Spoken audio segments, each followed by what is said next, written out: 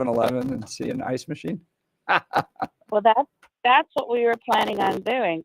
And it was interesting because in 2020, Mark Johnson put up a line to call into Jefferson County Public Health when your neighbor didn't have a mask on. And that. Natalie Menton got a whole bunch of people together and sent pictures of naked people that didn't have masks on, and within 24 hours, that snitch line was taken down. So we were talking about it last night, but then we went, no, we're pretty sure that would look at people called in and read on our door. Well, and very Joe, people. to your point, goodness gracious, the hypocrisy. I guarantee you the same people, the people with the same political persuasion would call a hotline to report you for not wearing a mask, but are going to tip off immigration or illegal immigrants that ICE is about to arrest them. I guarantee you they are the exact same people. And I have one more comment that I wanted to tell Bill. Bill was ranting about how that gentleman hadn't been vetted and the reporters found out about it. And I'm sitting here going, dang, this is back to normal. We have investigative reporters that are actually investigating. I'm good with what happened there and the fact that he resigned right away, and I'm just good with that. Hey, Joe, I've got a question for you. Why didn't Elon know? Why didn't Elon know? Didn't look. Does that concern you at all? No, there's lots of times. Really? The trust factor. Really? I go to the grocery store. I buy a loaf of bread. I rarely read the ingredients. How many? But this is not you going to the grocery store and getting bread. Elon's not buying bread. Elon's employing this individual. Elon is employing this individual at two of his companies, and this individual is making these posts on Elon's own social media company. And he's not curious enough to know anything about this person and then puts them in this role inside the federal government. And this person does not go through the regular vetting process that a government employee would. This person has access to a lot of sensitive information in databases. That person shouldn't be vetted at all, and that Elon didn't know about it. You find all of that to be okay. You're fine with that procedure and process. I'm going to tell you a little something. My husband retired from the federal government, and it took them 2 years to vet him. 2 years. So I can see why we might not want to let the people vet. And the other side of the coin is this. I've hired people, and I've looked into their background. My window washer is a felon. And the reason why my window washer is a felon is because he got out of prison and he couldn't get a job, so he started his own business, and he is the best window washer ever. And I vetted him, and I hired him anyway. I appreciate the fact that you went through more processes than Elon Musk did or Elon Musk's DOGE, and you did it for a window washer. You proved my point. Thank you. But no, I think it wasn't like this guy's name was on this. Wasn't these different accounts? Nope, his name was on it. It was tagged. It was at Mark Usko. Yeah, that he was posting on those accounts. He had a different username on X, but it was tagged at so and so and had his name on it. Yes. But wait, how do you have a different username on X and then tag? What does that mean? Several accounts. So you expect Elon Musk to track all the accounts of his employees? He tracks a lot of things on there, and I would think that it's not that hard. Again, he's using AI to go through and comb through our government databases. It's not that hard if he is concerned about one of the people that is under his employ making these kind of statements on the social media site of which that he owns, but he wasn't concerned about it. And this is a guy that rose further up and down. Look, fine. Again, But that's an indictment of his decision making and who he chooses to put around him. And it's Bill, fair. Were you willing to indict Joe Biden for knowing his son was engaging in prostitution and drug use? Yes. Yeah. Because I don't remember it.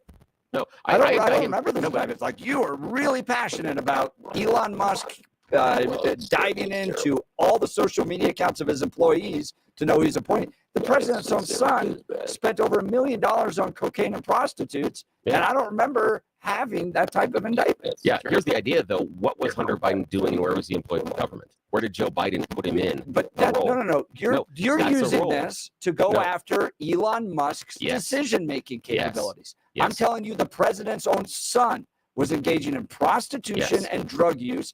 And are you willing to condemn Joe Biden's decision-making? I don't remember those conversations. I condemn Joe Biden for putting Hunter into any authority inside the government position without any vetting.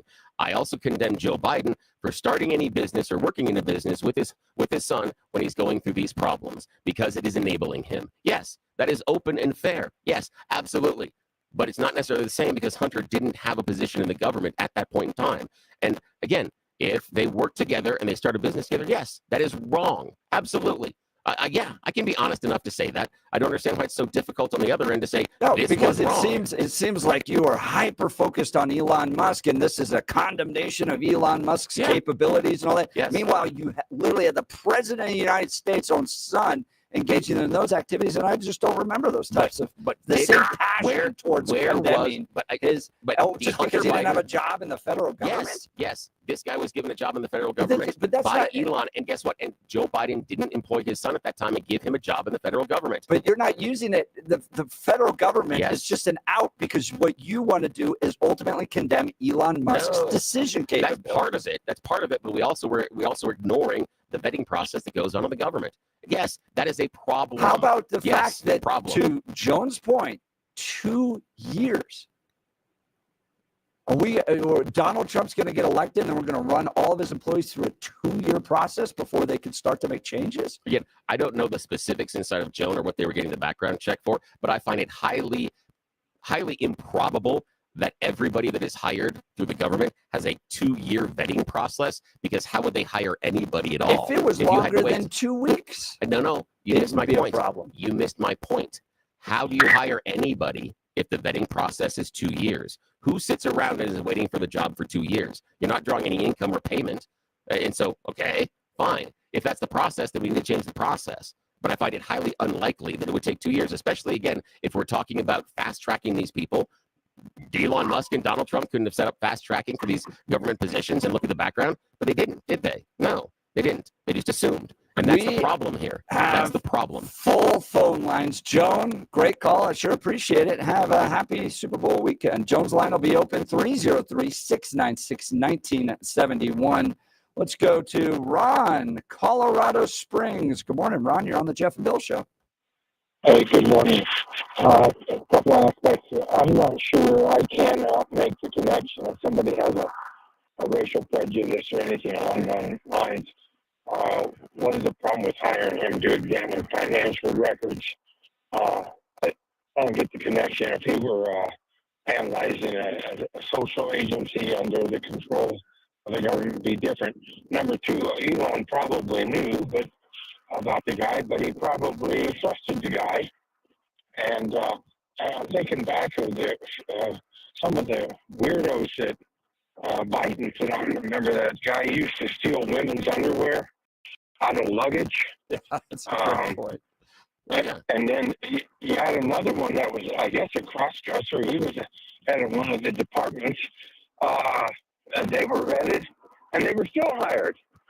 Because some of me thought, well, it has nothing to do with their job, but it did, because they had some mental aberrations going on with that type of bizarre behavior, and they kept it on for the longest time. Ron, I'm going to stop you there. Just because someone is transgender doesn't mean that they're necessarily a criminal. I understand why you're connecting the two, because it works for your argument, but that's not the same. And you were curious about why it matters. It can be, depending on how you express it and what you do with it. Absolutely. And this is the issue, this is a person that had access to departments and payment systems, one of those being USAID. Yet this is a person that says, I would not mind if Gaza and Israel were both wiped off the face of the earth.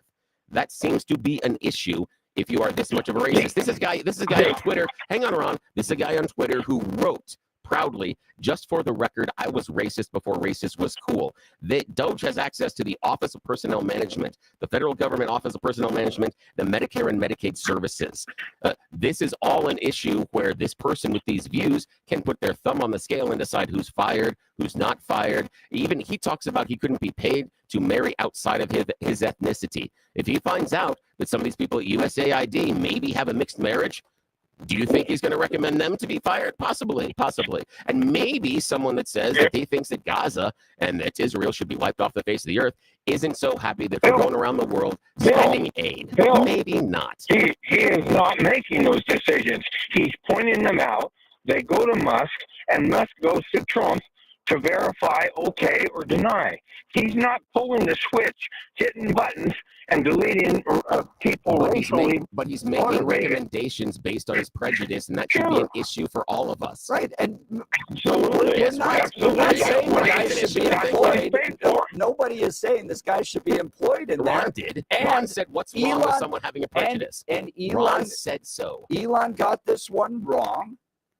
Right? No one's disagreeing with that. But Finally, it got to is where I started at. Elon got this one wrong, and Ron said it was okay. that's what we said That at the was very the beginning. premise. Blake and I were both talking about this guy shouldn't be in there. But this has been used as an effort to condemn the entire project that Elon Musk is doing. Absolutely. Yeah, I got lots of questions about it. Absolutely. This is the guy that he chooses. You ever heard the term fast track? Sometimes we bypass normal regulations and policies because something is an emergency and we need to get it addressed. And that's what happened here. And that's all. Thanks, guys. Thanks, Ron. All right, Appreciate it. Ron, Colorado Springs. Thanks so much for the call. His line will be open 303-696-1971. Ooh, this will be a good one. Speaking of Super Bowl weekend and the battle between two teams, Barney and Denver versus Bill. Hey, Jeff. Good morning, Barney. I know you think that it sounds like Joan, when she was talking to Billy, she called him Bill. So when we're pissed at Billy, we call him Bill, I guess. But No, it's just I a would like to personal say preference so. for everybody, but if it makes you feel better to feel like you're That's denigrating okay. me that way, Keep go going. right ahead. It's okay. Go right ahead. Whatever you Don't want. get your panties in an uproar now. Hang on a second. That's a nice little I tip have there. thought- That's good. This good. has been a long Let's see how many more of those you can This work guy on. needs to be gone, Billy. This guy needs to be gone if all this is true. Not Elon, but I personally don't care what these guys are finding. This has been a long time coming. We had 8 years of George W., and I got fed up with him agreeing with everything, and it got kind of old. And then we have Obama. And then we finally get Trump, who really was clueless when he first came to town the last time. He's not clueless this time. And the fact is, if there's going to be 300 people left at USAID, I don't think we have to worry about who's married to a black woman or a black man or whatever. This guy's going to be gone, and we're going to plow right through this. By the way, to me, General Milley is a disgrace. General Milley has no business having any kind of a security clearance. So I'm just glad it's finally coming. We've had it. We do have a good reason to be pissed off when they're spending $2 million or $20 million in Pakistan on Sesame Street. And I know foreign aid is a drop in the bucket, but you know what? We've heard that forever. Well, guess what, Billy? We're sick of it. We've had it. When you have homeless people like you do, not that money would take care of the homeless problem, but my God, we've got enough crap going on in this country. I can't count the guys that I know that are behind on their house payment, including me. But give me a break. We're done with this crap, Billy. And wait till the Epstein list comes out. I wonder which Republican, of course, Republicans tend to sleep with little boys. I wonder which Republican and which Democrat's going to be on that list, because I can't wait. I want the transparency. Where's time to slow hey, down. you're And wait not- a minute, Billy. But no, Barney, you're not going to get the Epstein list. Just prepare I yourself. think we will. No, I think we will. wait, have you heard Donald Trump talk about it at all? No. I Oh, think we're see, gonna- you're not getting the list. No. He didn't talk about we have the to have no. it. He talked about But listen, pardoning the Billy. Gen Sixers. He talked about going through the government with DOGE. He hasn't talked about the Epstein list. Remember, Jeffrey Epstein said that Donald Trump at one point was one of his best friends in the entire world. We're not, and again, I'm not casting aspersions saying Donald Trump did anything incorrect, but because of the close relationship between he and Epstein, we are never going to get that list ever while Donald Trump's in the White House. And again, I have no proof and no assumptions that Donald Trump did anything incorrect. There's more than enough that we can talk about. I want to see the list, I do Barney. too, but he's not going to do it, man. Barney, great call. Sure appreciate it. Always fun to hear from Barney. All right, we'll continue. Coming up next, Ryan Gonzalez, the representative from House District 50, is going to join us on finally taking down That Colorado bag fee. Maybe. Oh, Democrats are in control. We'll talk more about it. You're listening to the Jeff and Bill Show. This is Denver's Talk Leader News Talk 710 KNUS.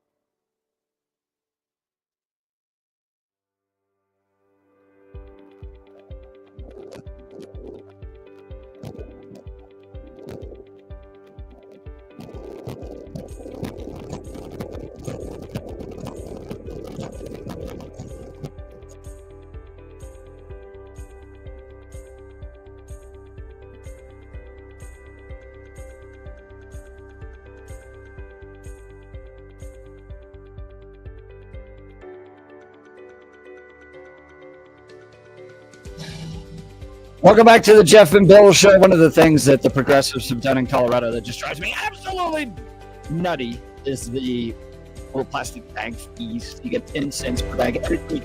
Out. Got my wife flowers yesterday, and how many bags are you purchasing here at the little self-checkout?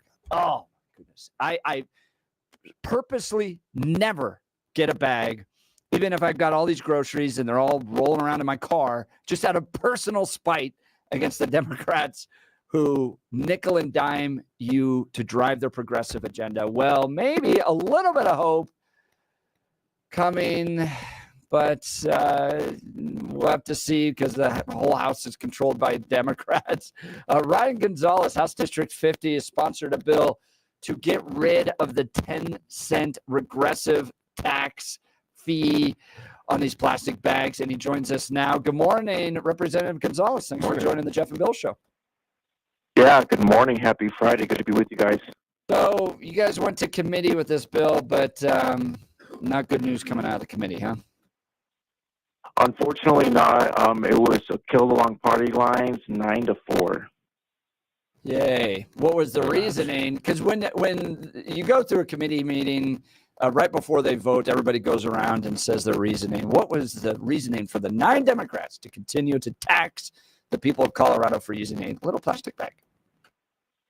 So their reasoning was they didn't want people to go back to using these type of single-use plastic bags and paper bags. They were trying to use the justification for the fee as a reminder to discourage that type of behavior and use more environmentally friendly methods such as the reusable, multi-use bags, right? So the cotton ones. So obviously they were going it from the environmental aspect, and they flat out just said, look, we've had this for a while and people have already gotten used to it, and people don't necessarily have to really care about it basically at this point. Appeal to history and tradition. Right, coming from the progressives, right? I thought that we've always done marriage this way wasn't the argument that worked in driving gay marriage forward, but apparently now, because this is the way we just do things, we've got to keep the bag fee. Now, I also want to call out the hypocrisy of the free state of Colorado. Jared Polis promotes this. Progressives talk about all this personal freedom to kill a child whenever you want. That's living in your womb. You can engage in doctor-assisted suicide. You can buy marijuana and psychedelic mushrooms. But no, if you want to buy a plastic bag, you're going to pay an extra 10-cent fee on it. Can you help me understand, Representative Ryan Gonzalez, how progressives square the idea of individual liberty and freedom with the government is going to tax you for any type of plastic bag you want to purchase? Well, I think their reason behind it is they don't trust people to make their own decisions. They don't trust people to make the right decisions, and they believe that government needs to coddle them the entire way, so they make the right decisions in the name of collectivism, what's better for the greater good versus individualism and self-governance, and taking away choice because they think that people will not make the right choices. And so, they call it a free state, but is it really free, like you said? I mean, more laws, more fees, more regulation, more government interference, and it's all in the name of collectivism. And in that point, Mike, with a great text message question here, where's the bag money going? So the way it's divvied out, 60% of it goes to like local municipalities, and then 40%, so basically 6 cents goes to the local municipalities, and 4 cents of that goes back to the retailer. So basically, there's no specific track unless these municipalities have it kind of public, so to say, like where the money is specifically going into what. Their argument basically is saying, well, it's going towards environmental projects to help us, with recycling and composting and projects around the community to help us, go more environmentally friendly. So whatever that means, it's too vague and ambiguous, but that is the breakdown of where these fees are going. And it looks like the fees are dropping. I'm looking here at Denver's disposable bag fee annual data. Originally started at $1.2 million they collected, got up to $2.3 million, but in 2024, $969,000. I guess you could look at that a number of different ways. You could go, well, it seems to be working because people aren't buying as many bags, but also, people aren't using as many bags. They've got to either have these groceries roll around or they got to remember to bring these big, heavy cloth bags with them. When you look at that data, Ryan Gonzalez, what do you think? I think this is the reason why Democrats say that it is working to discourage that type of habit, because if you see the decline in revenue that it generates for the fee itself, they're saying, well, people are buying less plastic, less paper bags, which is to the detriment of the environment, helpful because we don't have waste, and it's bad for the environment when you leave it out. It just adds up in our waste bins and our landfill and all that stuff. But to me, it just shows that people don't want to pay that fee. And if you look at the stores, when you go to the grocery store, whether it's Walmart, whether it's Sprouts, whether it's King Soopers, you look at people when they're leaving. And a lot of people have the stuff in their cart. And this is what I told the committee people last night is, look, you want to say if people are getting used to it, they're not. You're not giving them a choice. So if you look and just kind of pay attention, most people don't even have a bag. They don't have their reusable bag. They don't have the paper bags. And they literally individually put the items back in their cart in the back or wherever it is. And then they have to carry it with them. So, it adds up over time, but I just feel like people don't want to pay attention because with everything continuing to go up, these, nickel and diming, it's 10 cents to rich people. They don't care. But to poor people, it makes all the difference, especially when they're tight on their budget. So why would they want to pay for that? And you're telling them to get a reusable bag that costs 10 times more, if not more than that. And those are more harmful for the environment. So I just don't understand the committee people, but I guess this is their law. They was implemented, but people just don't want to pay for the bags.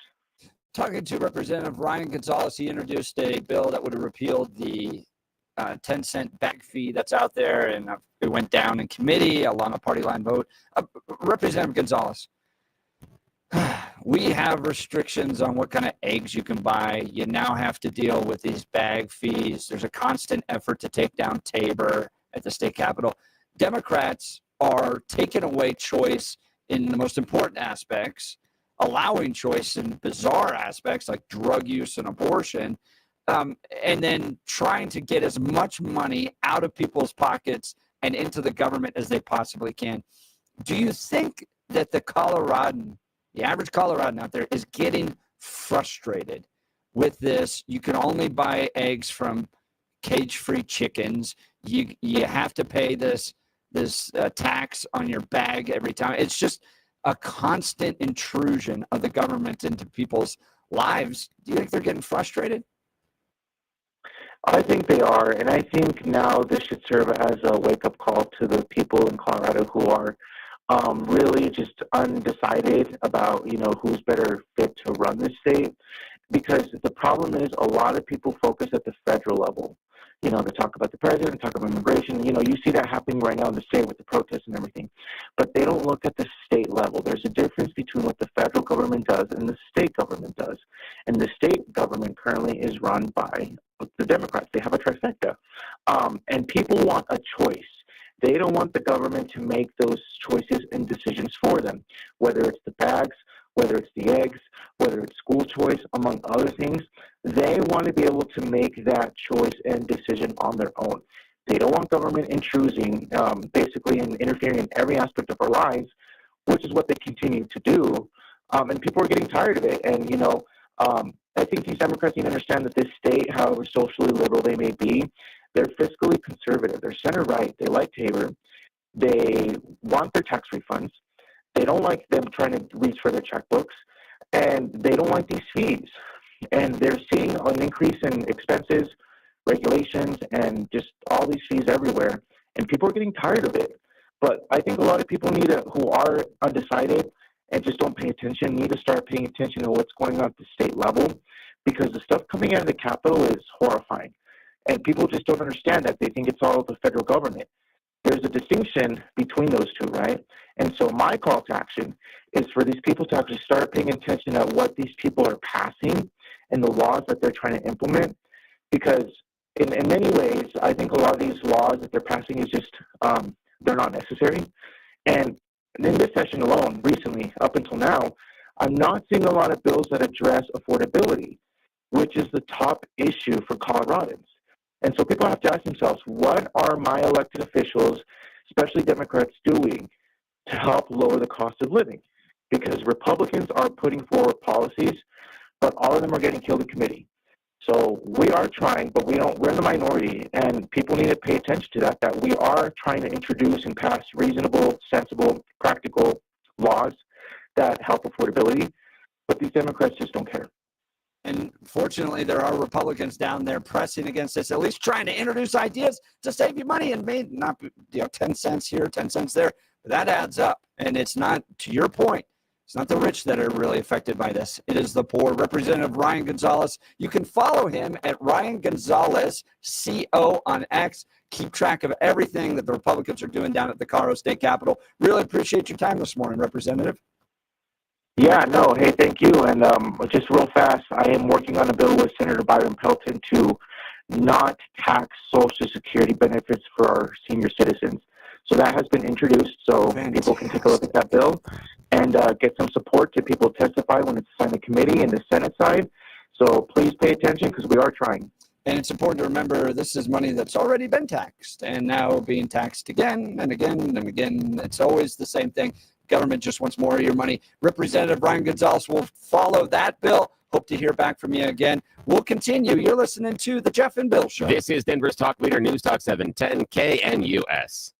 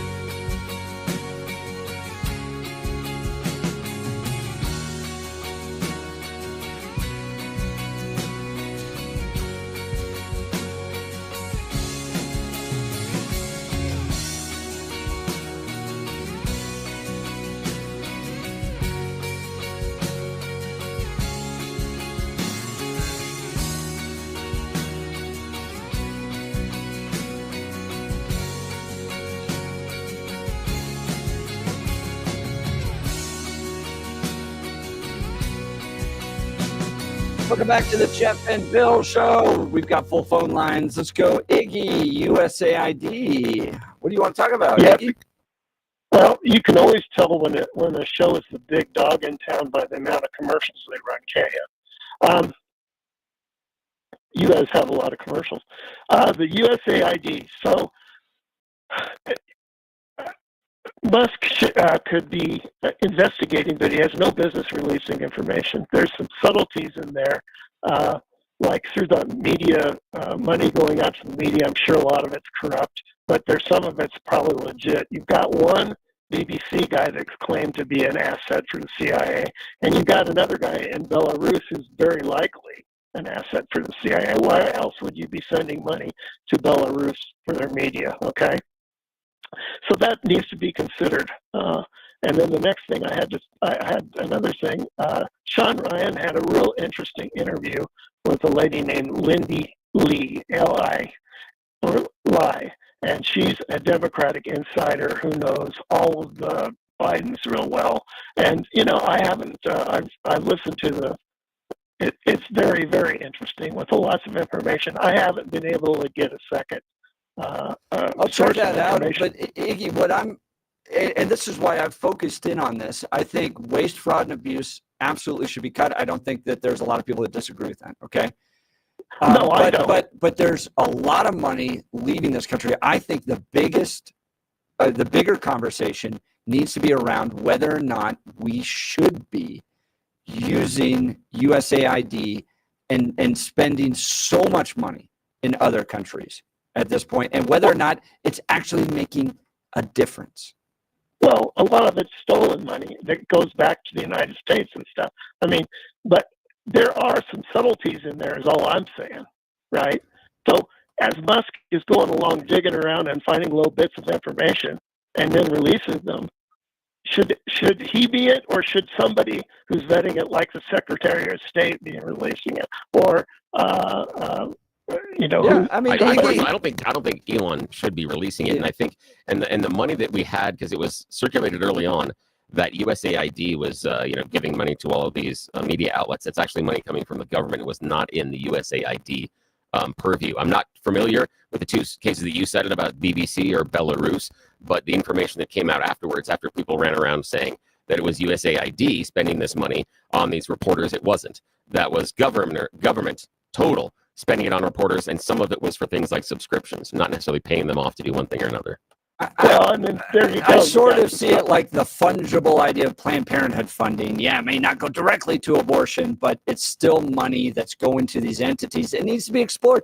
Bigger question for me, though, should we even have a USAID? You're listening to the Jeff and Bill Show. This is 710 KNUS. Thanks for the call, Iggy.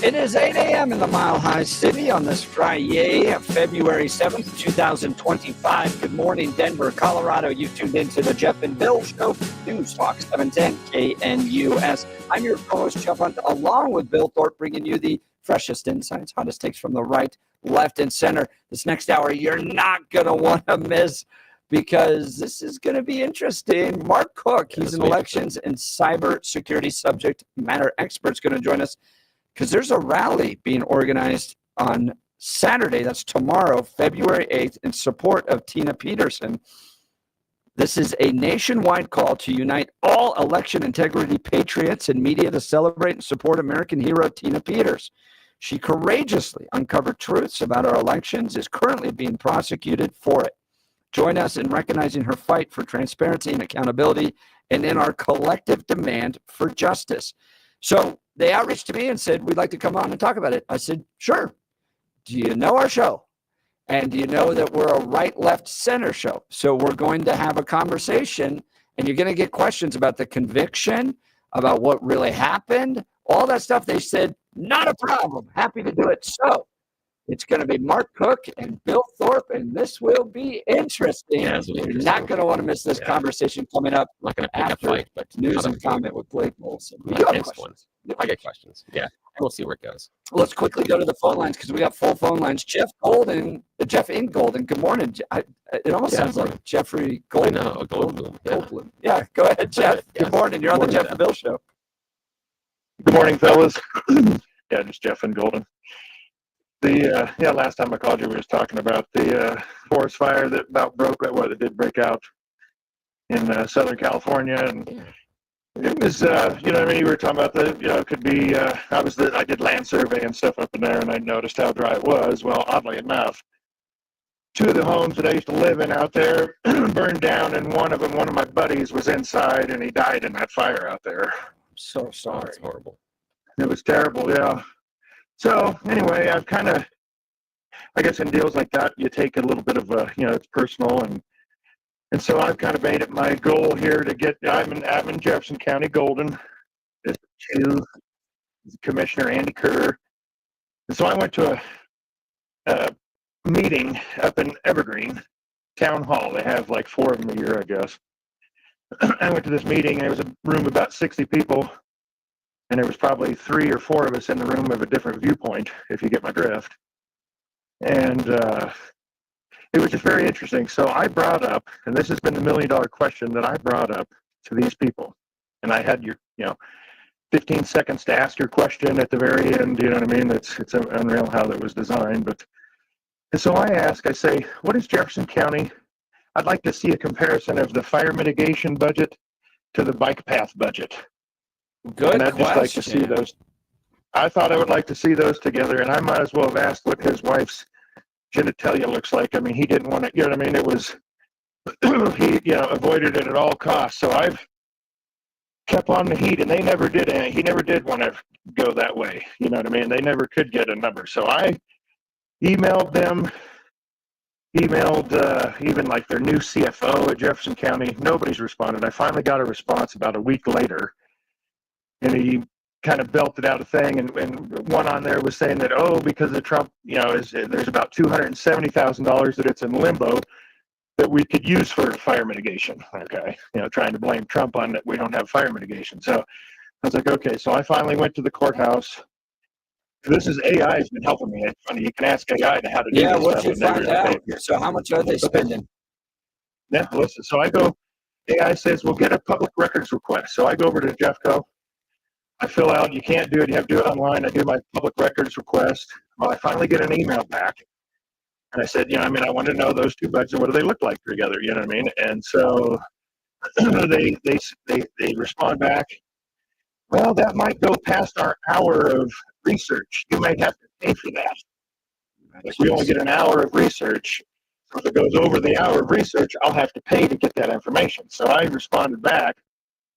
I was like, let's make it easier, because the first question I had said, let's look at maintenance, and I kind of had it all, Were you able to get it? No. So I just sent back today, and I said, you know what? Let's just do, how much did you spend last year on bike pass? How much did you spend last year on fire mitigation? Just point blank. You know what I mean? Very simple.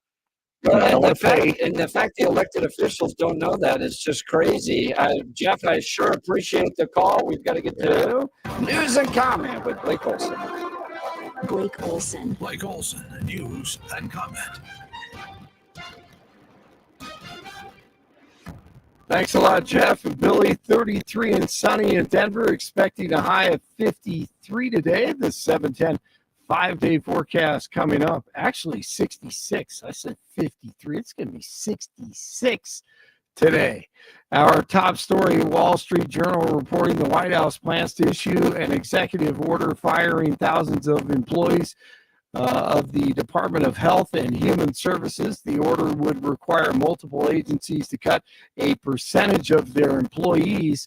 The White House has denied it. HHS employs over 80,000 people. The order would affect both the Food and Drug Administration and the National Institutes of Health, as well as the Centers for Medicare and Medicaid Services and the Centers for Disease Control and Prevention. The order could come next week after employees are given the opportunity to take a buyout. DJT's offer for federal employees to stay or take a buyout is being paused by a federal judge. The judge ordered the deadline for workers to make their decision until at least Monday. Elon Musk, I have this to say to you on behalf of the American people. Thank you. Thank you so much. It's been incredible. I really appreciate it. Keep going. You can do it. You can do it. Rob Schneider. Lawsuits are being filed by two unions over DOGE's, that's a tough one, DOGE's efforts to dismantle USAID, the endless list of corruption that keeps making globalists just losing their everlasting minds. Over 90% Democrats. Elon posted this on X this morning. It's CNN with some hard-hitting investigative reporting here. So this is a 19-year-old high school graduate who has used the unfortunate nickname Big Balls online. So that would be one way that we could refer to him. He is now working at Musk's behest inside DOGE. And we looked into his background. And so we found, several notable things, Aaron, one of which is that this individual has founded multiple companies, including one with another unfortunate name, Tesla.Sexy LLC, which he established in 2021. He would have been around 16 years old. Now, this LLC controls dozens of web domains. So, Kara, you hear this, and you have known Elon Musk. So, Kara, you hear this, and you just want to fall out laughing because I'm about to laugh. It sounds like an SNL skit from 30 years ago when it was actually funny. Oh, my goodness, doing their investigative reporting. All right, here's Senator. I got to interrupt you. I'm going to hijack. I'm not going to just story things, but you just mentioned SNL. Okay. Low-key tip for anybody looking for something to do this weekend. Go on to Peacock and search for the 50-year music celebration of Saturday Night Live. If you go for the search, start with 50. If you start with SNL, it's not going to come up and you can't find it. So in Peacock, search 50 and then the SNL. It's a 2-hour special that goes through the history of all the music performers on Saturday Night Live. It is amazing. There's so many memories in there, so many stories. They have the story from Justin Timberlake about how he and some of the other guys ended up being the backup dancers in that sketch for Beyonce, Single Ladies, how they're in leotards in dancing. You have the wedding sketch about dad bringing his band back together for his daughter's wedding. They talk about bringing some performers on stage. The performers talk about what it means to be on SNL. The coolest thing that you got to go back and almost watch two or three times is they have this opening music montage, and it runs for a number of minutes. Questlove from The Roots put it together, and he beat mixes everything, and it took him a year to put this montage together. So he will have, what he's doing is he's taking things like REM and placing them with John Cougar Mellencamp because the beats and the songs are exactly the same, and overlaying some of the lyrics and the songs and the music. Really? It is unreal. He's got that. Freddie Mercury and Queen doing Under Pressure while Vanilla Ice is on stage dancing. Oh, The that's mix cool. is phenomenal. Again, if you've got 2 Yeah. hours and you just want to run down memory lane, this is one you should not miss. So you got to go to Peacock, search Okay. 50, and that'll pop it up as the 50. Yeah, it's the 50 years Saturday Night Live music celebration. I'm going to It try is to do that. phenomenal. Absolutely. And there are going to be so many memories. It's going to take you back to childhood because it's going to remind you of staying up late, sitting there in your pajamas on a Saturday night and seeing these amazing bands for the very first time. They talked about Nirvana at the time. Jack White from the White Stripes says nobody had cable in his neighborhood. So everyone was talking about Nirvana's going to be on SNL. Nirvana's going to be on SNL. Nirvana's going to be on SNL. They even have the promo, the raw footage of the promo that Charles Barkley cuts with Nirvana for that promo. And you watch these kids. Dave Grohl is so awkward. It is so much fun. So again, it's a 2-hour walk down memory lane if anybody gets a chance. You will not regret it. Please tell me, do they have any Eddie Murphy coming back and singing? No? Yeah. Do they? What they do is one of the awesome. parts about Eddie is he talks about the James Brown hot tub sketch. Oh, man. Yes. I love that. And I'm not going to ruin it, but they play portions of it. But he talks about how that sketch was created and how he thought it was a horrible idea and didn't want to do it. God, I love that thing. It is so cool. Speaking of someone else who's pretty funny and smart, I love this guy. Here's Senator Kennedy, Louisiana. I want to try to put in perspective what many of my Democratic friends have been talking about today. They're very, very, very upset at President Trump. Yeah, and they're very, very, very upset at Elon Musk. President Trump ran for president on a number of issues.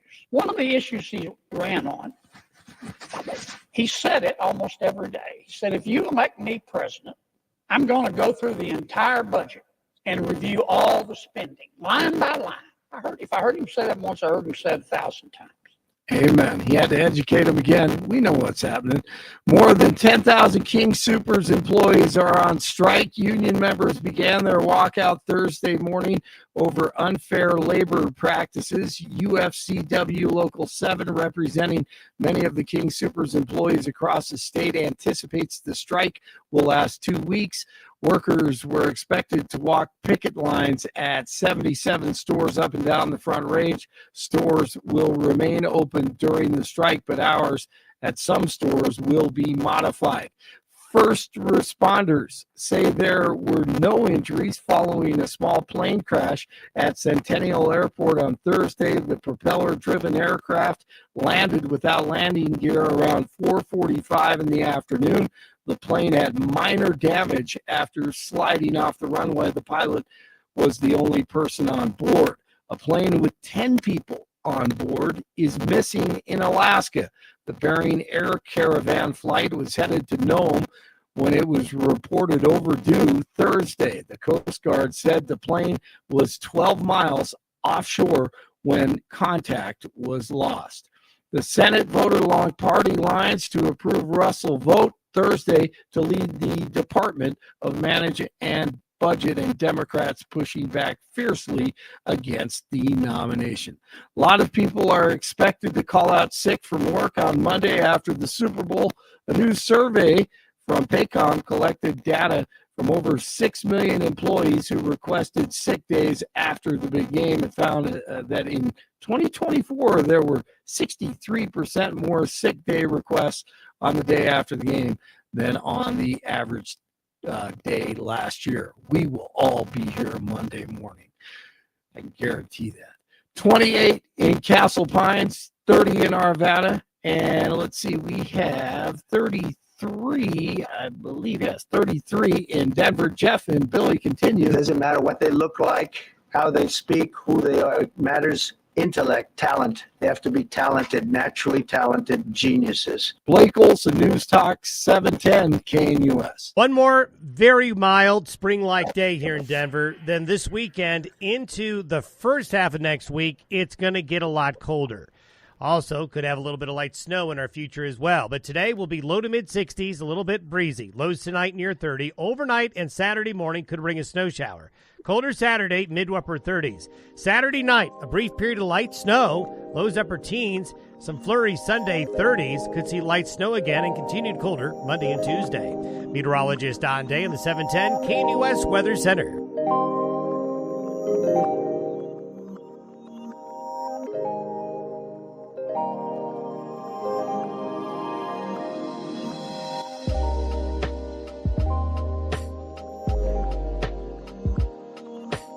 All right. So this weekend, Saturday, February 8th, if you go to letmytinago.us, that's letmytinago.us, you can join a nationwide call to unite all election integrity patriots and media to celebrate and support American hero Tina Peters.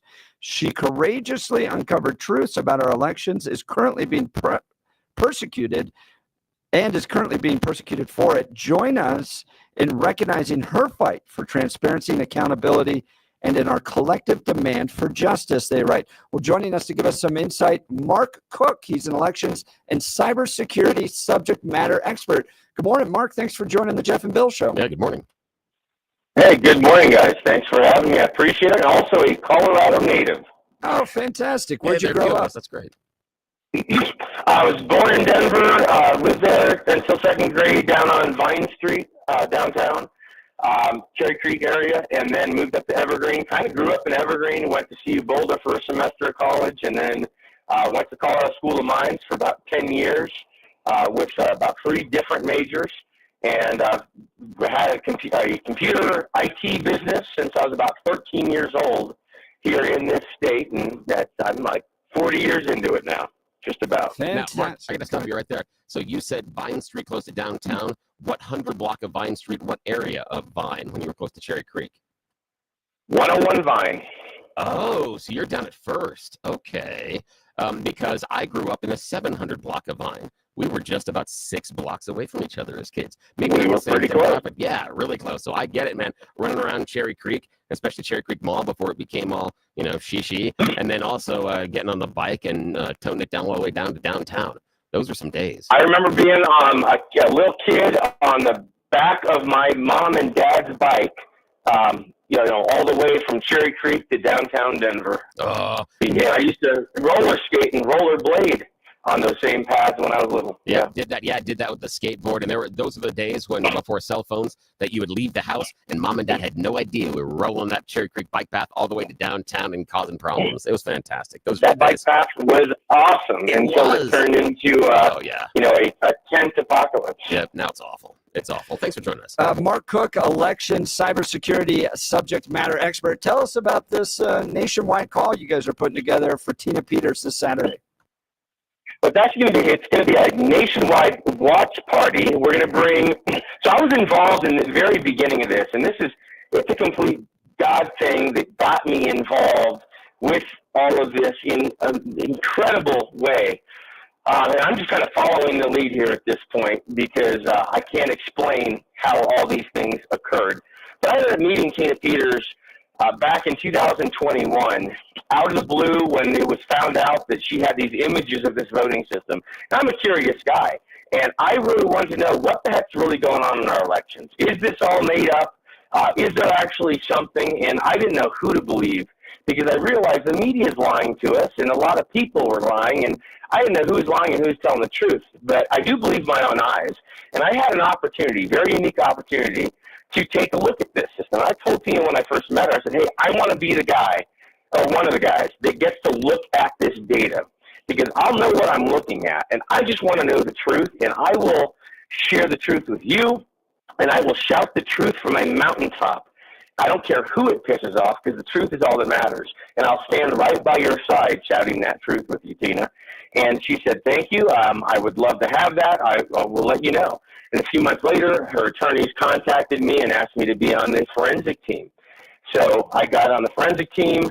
I was provided the images. I started investigating it, and I found out the deep, dark secrets and that the powers that be didn't want any of us, the citizens, to know, which is they're covering up election records And they claim they're not election records, but they clearly are how the system operates and would indicate if there was some, we'll say, manipulation in the votes.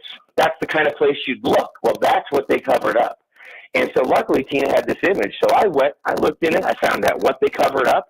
And then I found out that the system they tell us is safe and secure and it's the gold standard is nothing close to that. It's all a lie. And then we looked deeper into the databases, and that's when we found impossible things in the voting tabulation part of the database where it tracks the votes. I mean, I'm talking like a bunch of 1,000 ballots stuffed in right at the very beginning in an impossible time period in 1 minute period with a completely different ratio than the real votes were. And then these multiple processing databases with about 5,000 votes missing from them. I mean, a lot of funny business inside that voting system we just blindly trust. And there are 3 reports that were put out as a result of that investigation. And instead of the state saying, going to the vendor saying, explain how this happened inside this voting tabulation system, tell us how this occurred and what is the real vote. We need to recount all these ballots by hand. Instead of that, they persecuted this poor clerk who is now a 69-year-old woman from Mesa County, Colorado, a wonderful, courageous patriot who loves her citizens and loves the truth and honesty. And she's a Gold Star mom. She has a Navy SEAL son that she lost in a parachute accident several years ago. She's a good woman, and she uncovered this. And instead of them working with her to get to the bottom of it, they persecuted her for daring to expose it. And they have now put her in jail. She's been in jail for 4 months. They're trying to keep her for another 2 months, and then they've sentenced her to 9 years in prison for doing her job to save the election records and expose what was going on the inside. It's disgusting what these people have done to her, and the citizens of Colorado need to know what's going on. Now, Mark Cook, the election cybersecurity subject matter expert, joining us. We're talking about the Free Our Tina virtual rally that's coming up this weekend, and we'll talk more about that in a second. Mark, could Tina have just been wrong? Is this a case of Occam's razor, that Tina was incorrect about her assumptions and that everything we have in reports 1, 2, and 3 are just unfortunately misguided and incorrect? Well, is it possible? If you don't look at anything, anything's possible. But once you look at the data, no, she wasn't wrong. She was absolutely right in what she did. They absolutely did overwrite it. And I'm not saying this based on what someone else told me. I saw it with my own eyes. So you're saying they overwrite it. What did they overwrite? What are we talking about? Tell us which one of the reports you're referring to there. Okay, so I'll give you an example. The voting system has this thing called an EMS server, EMS, election management server, and that's what aggregates and totals up all the votes. Well, on this server, that's what they went and overwrote. So after this election occurred, this municipal election, a few months after the 2020 general election, and this is a municipal election that the entire city council got flipped from, what we'll say, one party to another party. Totally, not just one person, every single one of them flipped. Very strange for that to happen. And that's what started getting her thinking, what's going on? And among another several things, we'll go into detail tomorrow on all that. But what happened is the Secretary of State, Jenna Griswold, and the voting system vendor Dominion came in pretty much immediately after that and said that they needed to remove a QR code feature from the voting system. So she thought that that's what they were going to do. She did a little bit more research, and she was worried that what they were going to do was going to inhibit her from being able to tabulate these ballots again, and could affect the election records that were on those machines. And so she took a backup of it. And what they did after she took a backup, they came in and they reformatted the hard drive with new partitioning scheme and put a whole new voting system on top of and covered up the old voting system. They didn't just change one feature. Like if you want to turn a feature off on your phone, you swipe down and press a button. Are you referring to this, to the trusted build, when they came in and did that? The trusted build. The trusted build. Are you referring to that? Yeah, no, but are you referring to the trusted build as far as the override, correct? Okay, then you're good. Then you're aware that all of that information had to be downloaded by Tina Peters beforehand. She didn't have to steal it. The process and procedure outlines that the county clerk is supposed to make a backup of all of that information. And they hold that, both the images of the ballots and also the computer system. That is something that she is required to do, and she should have done beforehand. She didn't have to back it up. Yeah, but she didn't have to steal it. That's the thing. She is required. Steal it. No. Yeah, she didn't. No, she. Yeah, sir. She broke in. No. Yes, she used a Let me explain. I'll explain exactly what happened. Hang on. With respect, she did steal the identity of Gerald Wood in order to create fake ID codes to bring in someone that was not authorized and take that information outside of the system. She could have backed it up beforehand. That is the procedure, and that's not what happened. The trusted build overwrites the stuff that is on the computer, and that is regular. It's approved. It walks through it. That's what's supposed to happen. It happens in every county across Colorado, but the voting information doesn't disappear. The county clerks that are doing their job hang on to that voting information. That's why they can go back and create an audit later by reconstructing that. Let me clear this up for you, because I actually looked at that backup, and here's what the backup is. The backup that the voting system vendor provides only backs up some of the files and not all of them. It's very selective. What do you mean by all? Tell me what you all, because there are requirements based on state and federal law, what they're backing up. What are you alleging they are not backing up and holding on to based on the requirements of state and federal law? They are backing up just certain files, not all of the files on the system. So the reason you have all those other files on the system... That's slightly incorrect. They back up the files that are required by law. There are some other extraneous flaws. Who is this that's talking right now? This is Bill Thorpe. Yeah, we just talked about Vine Street. Yeah.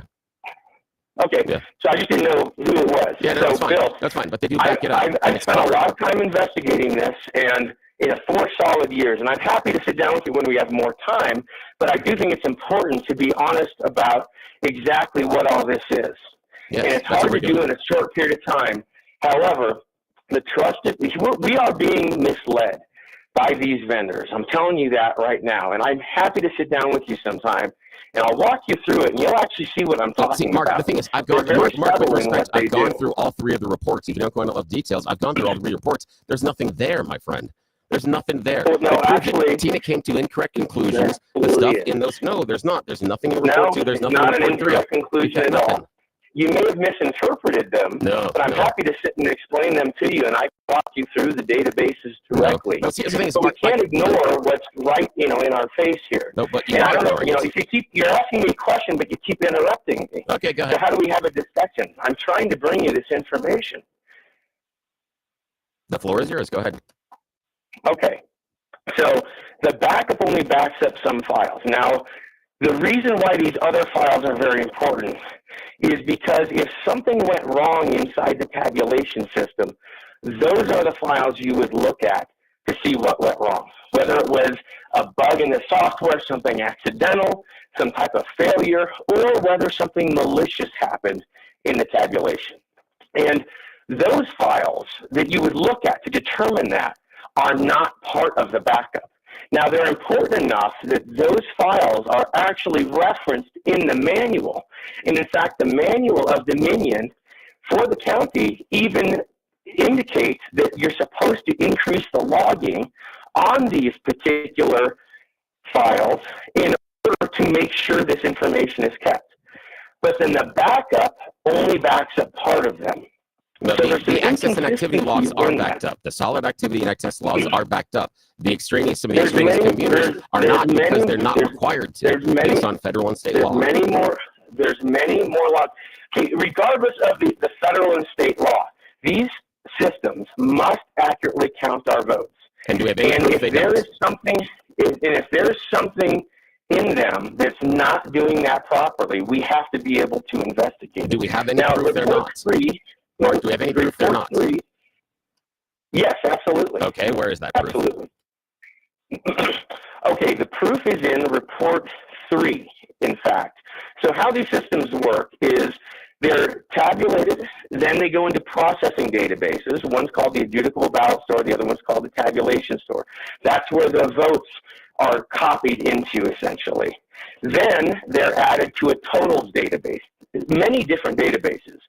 What happened 3 days into the tabulation process in this one election is that the system created a new set of databases, of processing databases during the tabulation process, and then started putting some votes from the original databases into the new database, but left out about 5,000 votes. And it's all in the databases. It's very easy to see that this happened. Yep, you're absolutely right. It's very easy to see. I agree with you. Something occurred that caused a 5,000 vote discrepancy in the processing database. And the databases show you exactly what that is. Either A, something went wrong inside the system that caused it, or B, something malicious happened. Now, I don't know whether it's something that accidentally went wrong, Mark, you're constraining the list. Something was malicious. Mark, with respect, Happened. You're constraining the possibilities. Only backs up part of the totals database. It backs that up, and it backs up some other files, but it doesn't back up any of the processing databases. Yeah, here's the thing. And no, you're wrong conclusion. Mark, you need to stop me there. No, Mark, stop right there. Hang on. Those logs show exactly what happened. No, the logs show exactly what happens, and we know what's happened based on investigations and based on testimony from Tina's own staff. We know what happened in both those instances. The extra database was generated because Tina's staff made a mistake on how they were flagging the files for adjudication. That's the files you're speaking of. The files in adjudication were different. Yes, no, Mark. Yes, the files. Actually, what happened during that same time, and I actually, Mark, hang on. Mark, I let you go for a little bit. What happened with this in adjudication? In the adjudication, I've spent 4 years on this, and I have sat down with those employees there, and I have listened to exactly what they walked me through and what they did and what they experienced. I've been dealing with this for 4+ years as well. I'm going to jump in here. I'm going to jump in here because I want to. It's real important to take a look at all the facts here. I want to hear what Bill thinks happened with the 5,000 votes, and then I want to hear Mark and what he thinks happened with the 5,000 votes. So, Bill, 5,000 votes. We have 5,000 votes. What is that? The issue is that Tina's staff flagged the wrong things for adjudication. There are filters that you can set up, and they did not click the right number of filters. They did not flag the undervotes to not be counted. And so what happens in undervote is when you don't fill out any of the bubbles on the piece of paper. And so they ran that. They figured out all of a sudden they were getting too many files inside the adjudication process. And so they went back in and realized the problem. They then changed it and reran those ballots. That creates 2 databases. It also creates 2 base numbers that are 5,000 votes different. That's why. It was a mistake that was made by Tina's staff not once but twice. And that happened in both the 2020 and 2021 elections. That's why you have the difference in the votes, because they exist in the adjudication file. That's the double databases, and that's why it happened. It was a personal human error. All right. It had nothing to do with anything else. Mark Cook, go ahead. Okay, great. Thank you. So based on the testimony that I got from those exact same officials that you're referring to, I sat down with Sandy for hours upon hours upon hours, multiple times, pages and pages of notes, and that is not what she did. And nowhere in there did she ever mention that she changed any settings. She walked me through exactly what was going on. And in the middle of that tabulation process, what was happening is during adjudication, they were adjudicating ballots. This happened on day 3.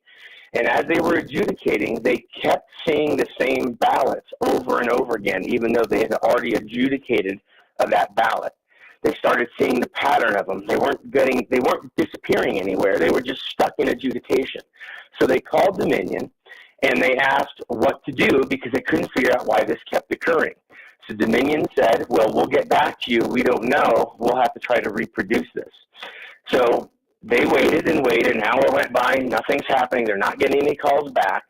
And they're sitting there waiting, trying, and then all of a sudden it just starts working. When they are adjudicating these ballots, they finally start going away and they don't keep showing up again. So they're processing. They're not stuck anymore. And they thought, well, it just magically fixed itself. They don't know what caused it to fix itself. It just started working. And when they were telling me that, we hadn't even looked in the databases yet. But we found out is 3 days in, when they were experiencing this other problem, that's exactly when this extra set of processing databases had been created, which we never would have known had this backup not been taken of the voting system. Now, Dominion claimed that they did not have any idea what was going on. They'd never heard of this before. But when we looked at this 50,000 email dump from inside Dominion that Sheriff Darleaf up in Michigan got. It turns out when you look at their troubleshooting logs and their call logs, their ticketing system, you can actually see multiple counties are complaining of this same thing across the country. So when they told Tina they weren't aware of this, actually it was a problem that was occurring in more than one county at the same time. Mark, so what do you should do. Yeah, what do you attribute the problem to then? I'm trying to understand. I'm kind of a tech guy, but all of this has always been so complicated to me. Are we saying it's ridiculously complicated for no reason? Well, and that's part of the problem, in my opinion, is that this is our elections. I mean, it should be very clear and easy and transparent for people to see. But so are we alleging that somebody was interfering with the votes in particular? The only thing I can tell from this examination is something went wrong. Now, whether it was something that was intentional or whether it was a bug, that I cannot tell yet at this point. Yeah. But something went wrong inside that system, and it deserves an investigation to determine exactly how that went wrong.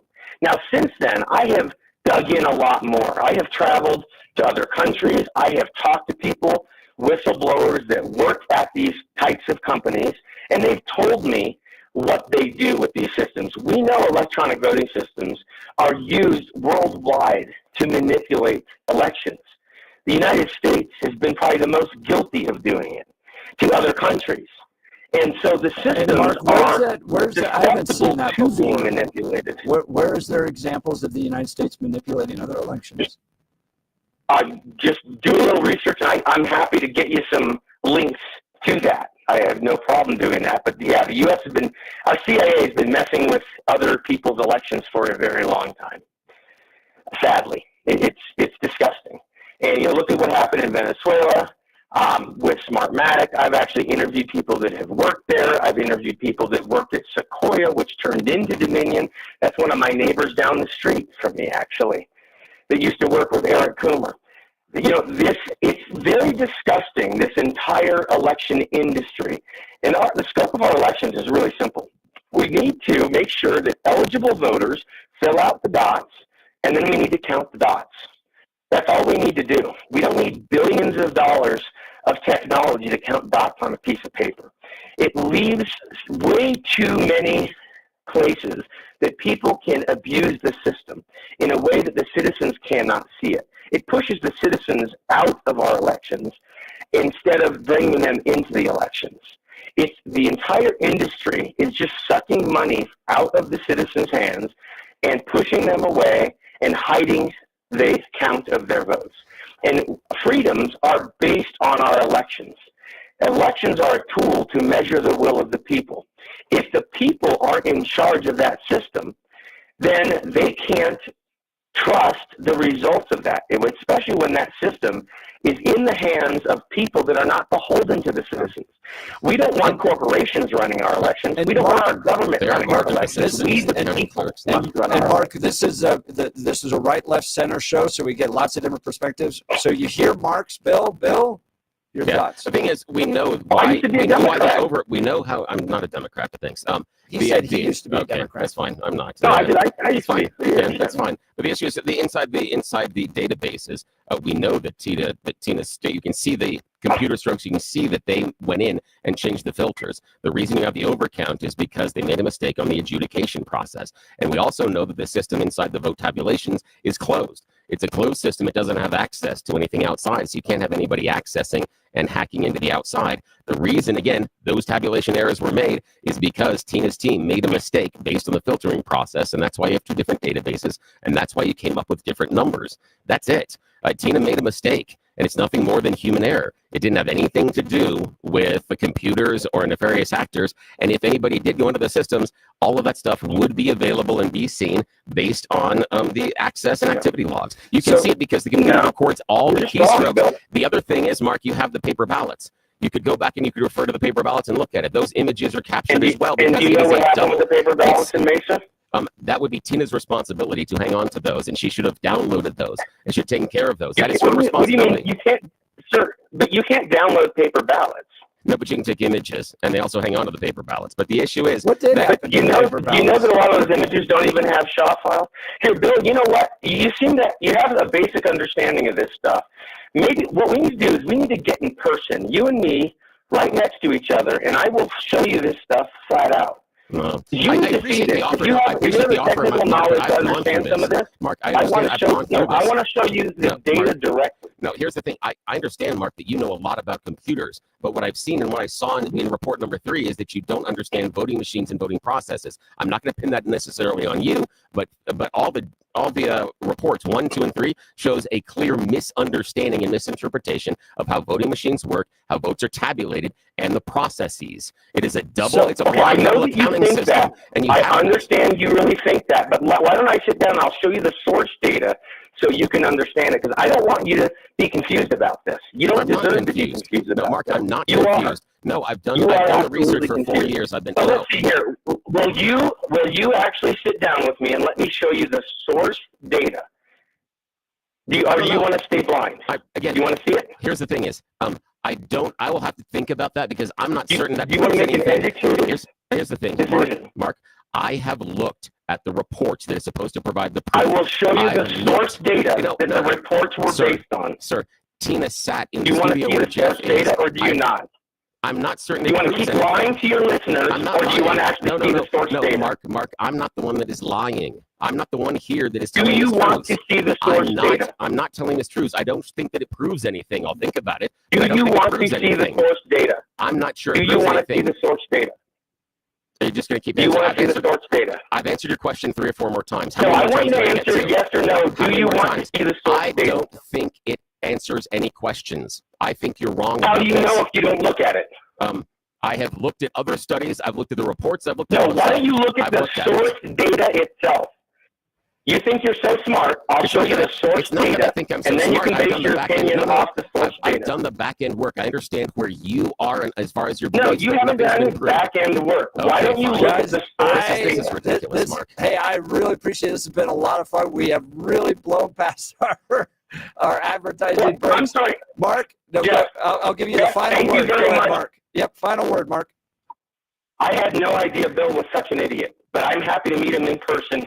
Bill, you name the time. Let's get together. I appreciate that you closed our conversation today, sir, on a personal insult. It tells me exactly where you are. Appreciate it. I didn't call you any personal insults the entire time, but yet you decide to leave that at the end. Nicely done. Yeah, I don't have anything, man. You didn't tell me the truth. All right, the website, if you want to watch them this weekend, and again, thank you, Mark, for joining us. LetMyTinaGo.us, LetMyTinaGo.us this Saturday, February 8th. They're going to host a live stream where you can hear more about this information. The debates will continue, and Jeff and Bill Show Watch the lives up lives. to its right, left, and center debate. All right, you're listening to the Jeff and Bill Show. This is Denver's Talk Leader News Talk 710 KNUS. Tina has nothing.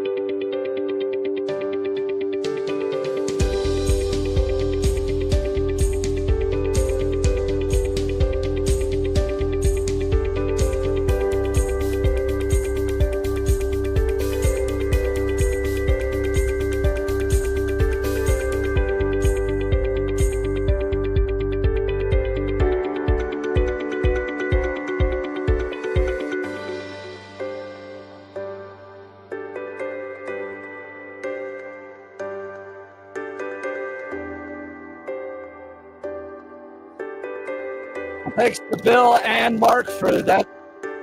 Yeah, enjoyed that one. That was Text fun. messages are back and forth, as you can imagine, on both these. Gabe saying, well done, William. You flustered him.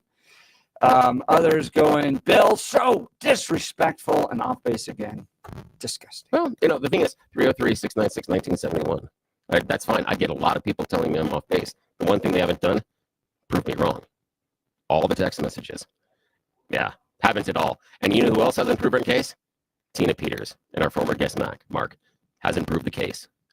Lost in court, hasn't been able to provide any proof of it. Isn't anything in reports 1, 2, or 3. Not my fault. They made the case. It's not my fault they can't prove it. Yeah, and there's different aspects of this whole thing that I find very frustrating. One, the 9-year sentence. That's just so ridiculous to me, especially when Jenna Griswold is violating some of the same laws that she promoted, and she gets investigated by, a DA essentially from her same party and gets cleared on all that. There's so much that stinks in all this, and trying to wade through it is incredibly frustrating. But I want to hear from our listeners. Feel free to give us a call, 303-696-1971, or text us on the 710 KNUS app, or text line 720-819-5115. I'm telling you, the text messages are huge, and they are on both sides of this. Appreciate y'all. And this is where debate happens. You're not going to get any type of debate like this on any other show. You're listening to the Jeff and Bill Show. We are Denver's talk leader, News Talk 710 KNUS.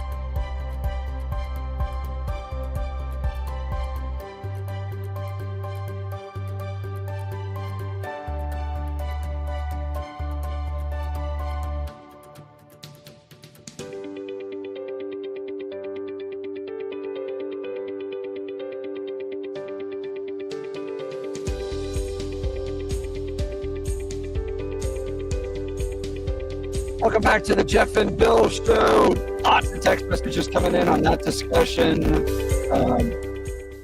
5600, Mark was wrong. Bill is not an idiot. He's a lying propagandist for the deep state. Yeah, I know. And unfortunately, it's 303-969-1971. You want to prove it? 3336. I'm willing to come on your show, Billy, and debate you in person. Yeah, says the person that texted me, probably from their phone. Why don't you use the phone? It's right there. You could just enter the phone number. Just saying. Just saying. Where do you fall along these lines? Do you support Mark and believe that it's an injustice that Tina Peters is in prison right now? Do you think that this was a fair trial, that Tina Peters messed up, and that the prosecution was fair? Here's the phone line. Join us, 303-696-1971. You can text us on the Dan Caplis Law text line, 720-819-5115, 720-819-5115. Those text messages come right into the studio. Would love to hear from you. In the 9 o'clock hour, we'll take your phone calls and get into a little Jeff Hildebrandt cowboy poetry. Oh, yeah. Send us off nice, not me being the. That was so much fun, though. I appreciate Mark going back and forth. That was fun. Yeah, nothing personal. I didn't call him names. Nothing personal. It was fun. I appreciate the intellectual discussion on that one. Now, one of the critiques is there's someone's life at stake here. You know, we're having this debate here. Someone's in prison. I don't think that Tina should have gone to prison for this long. I think it's terrible. The length of sentence does bother me a little bit. And the thing is, I have an open heart. And I think where she is and how she got there is a horrible tragedy. I support her in everything, and I understand wanting to support her that way. The problem is the conclusions she came to are wrong, but we still can say this is awful how she got there. All right, we'll continue. You're listening to Jeff and Bill. KNUS.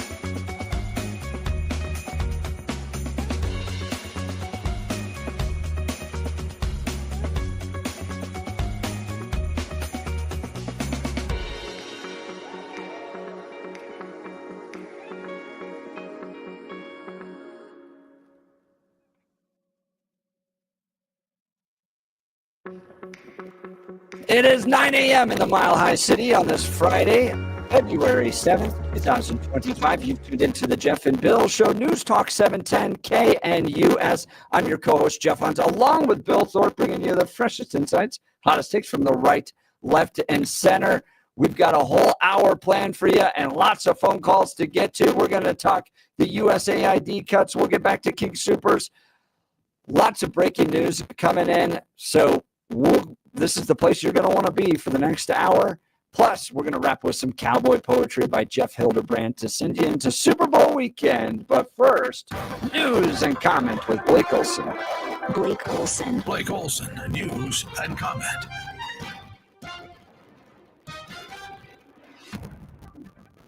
Thanks a lot, Jeff. 43 degrees and sunny in Denver.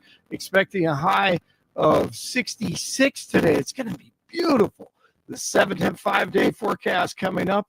Our top story. Nothing there. Well, no, actually, Tina came to incorrect conclusions. There's not. There's nothing. No, it's not an incorrect conclusion at all. You may have misinterpreted them, but I'm happy to sit and explain them to you, and I walk you through the databases directly. Mark Cook, election cyber security expert, says he's uncovering election fraud on the Western Slope. On with Jeff and Billy last hour. Tina Peters is doing her time in jail, and Cook says she's been persecuted. I mean, a lot of funny business inside that voting system we just blindly trust. And there are 3 reports that were put out as a result of that investigation. And instead of the state going to the vendor saying, explain how this happened inside this voting tabulation system. Tell us how this occurred and what is the real vote. We need to recount all these ballots by hand. Instead of that, they persecuted this poor clerk who is now a 69-year-old woman from Mesa County, Colorado, a wonderful, courageous patriot who loves her citizens and loves the truth and honesty. And she's a Gold Star mom. She has a Navy SEAL son that she lost in a parachute accident several years ago. She's a good woman. Cook and other patriots are showing their support for Peters tomorrow at 11 o'clock in the morning. A call to unite all election integrity. LetMyTinaGo.us. LetMyTinaGo.us. Elon Musk, I have this to say to you on behalf of the American people. Thank you. Thank you so much. It's been incredible. We really appreciate it. Keep going. You can do it.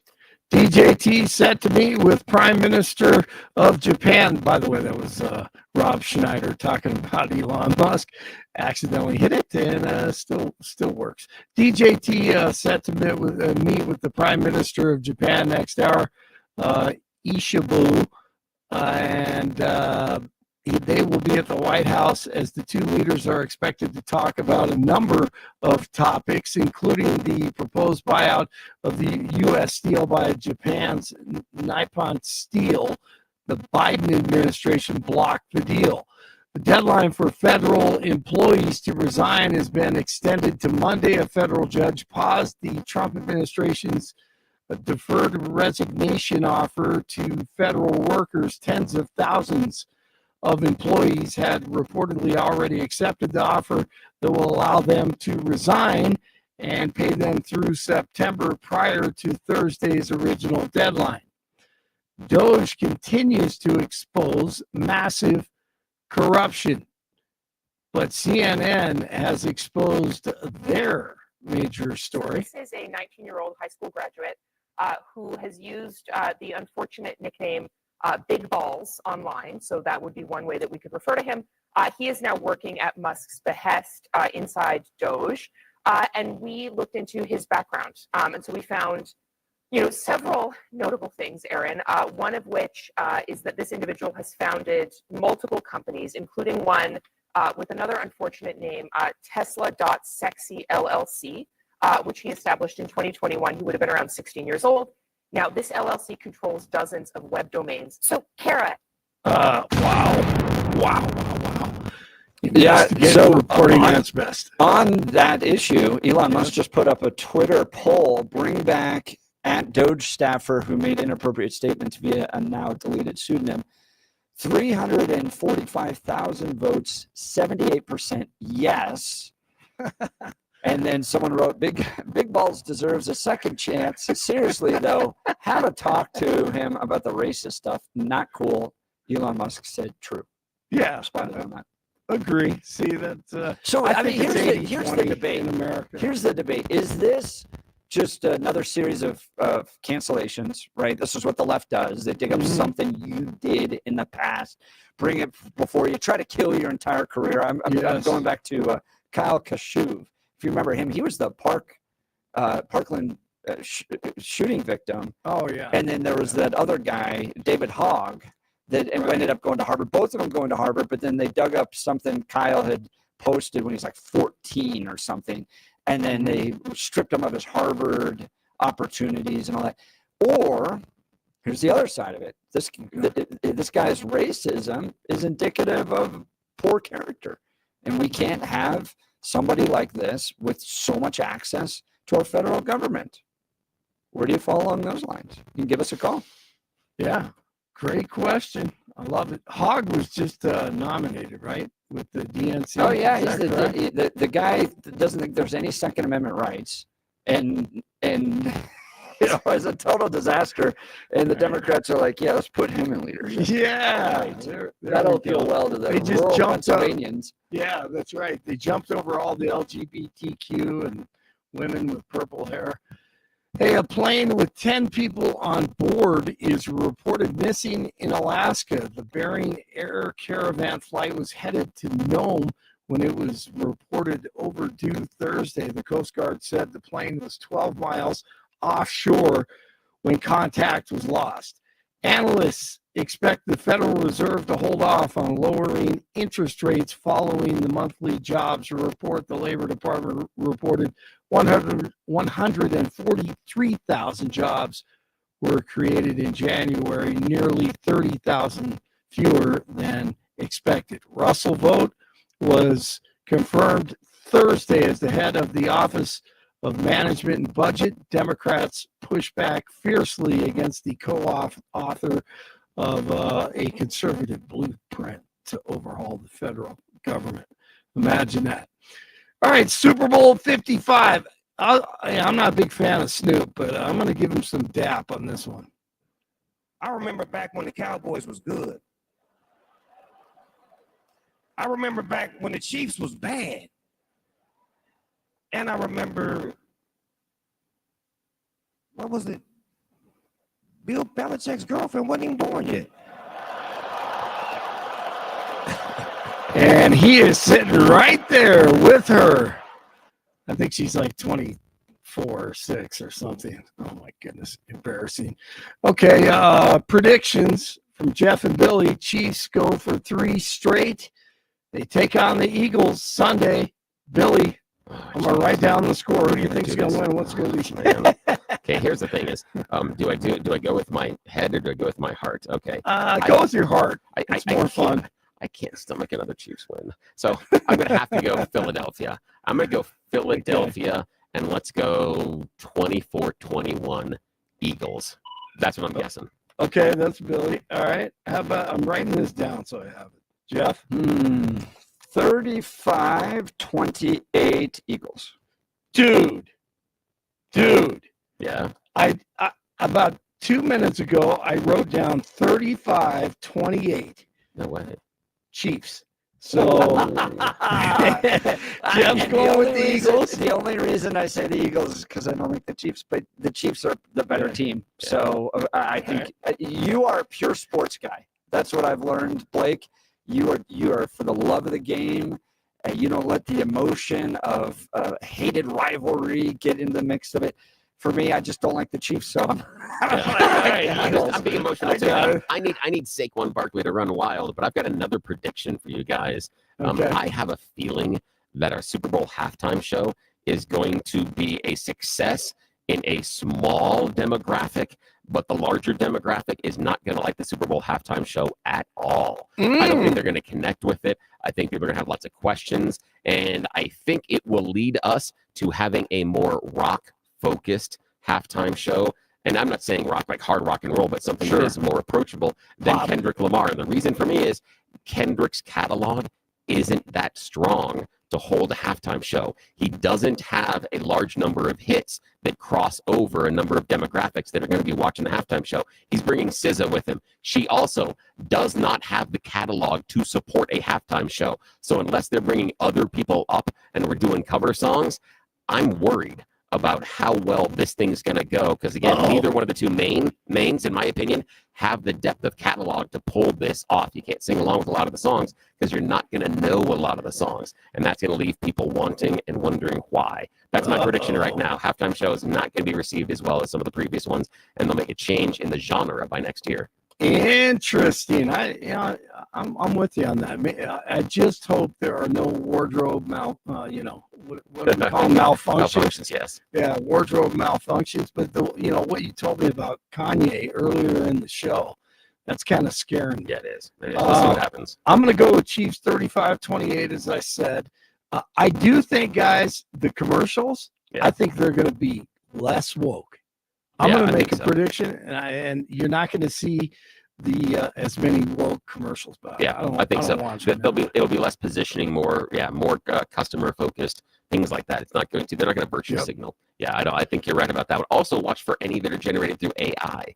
Watch for those because I think that's going to be something that'll be used by a few advertisers as well. But I'm not sure who.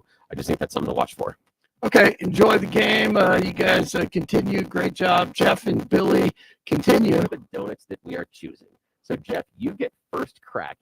Give me a freaking break. Blake Olson, News Talk 710 KNUS. One more very mild spring-like day here in Denver. Then this weekend into the first half of next week, it's going to get a lot colder. Also, could have a little bit of light snow in our future as well. But today will be low to mid-60s, a little bit breezy. Lows tonight near 30. Overnight and Saturday morning could bring a snow shower. Colder Saturday, mid to upper 30s. Saturday night, a brief period of light snow. Lows upper teens. Some flurries Sunday 30s. Could see light snow again and continued colder Monday and Tuesday. Meteorologist Don Day in the 710 KNUS Weather Center.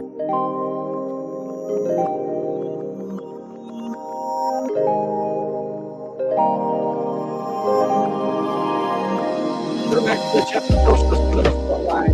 Fenster and Elizabeth. Morning, friends. Hey, guys. How you doing? Hey, instead of ending with an insult, I'll start with a compliment. I appreciate the show because it's not an echo chamber, and a lot of what you discuss makes me question my position, which is always good. And then I apologize to you, Spencer. I appreciate you, though. Yeah, no. I mean, it is what it is. That conversation with Mark, just to touch on it briefly, has left me more confused than before I listened to the conversation.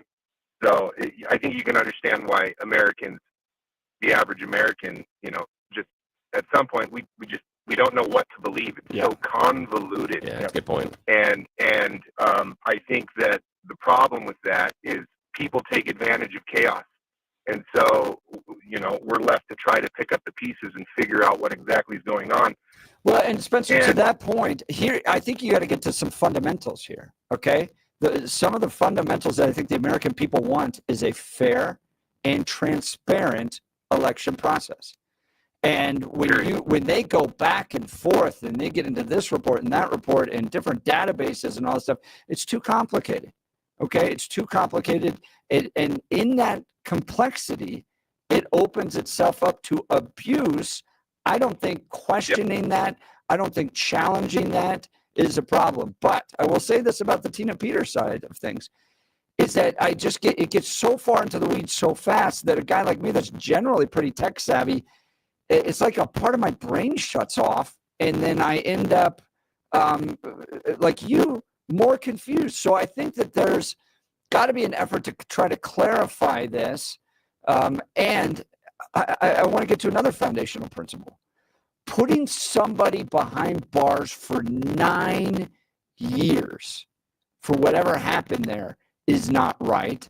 Allowing a Secretary of State to essentially break the same law and be, just totally dismissed and allowed to run for governor and still collect a check from the people of Colorado. I think the foundational principle there is people shouldn't be treated differently based upon their political backgrounds.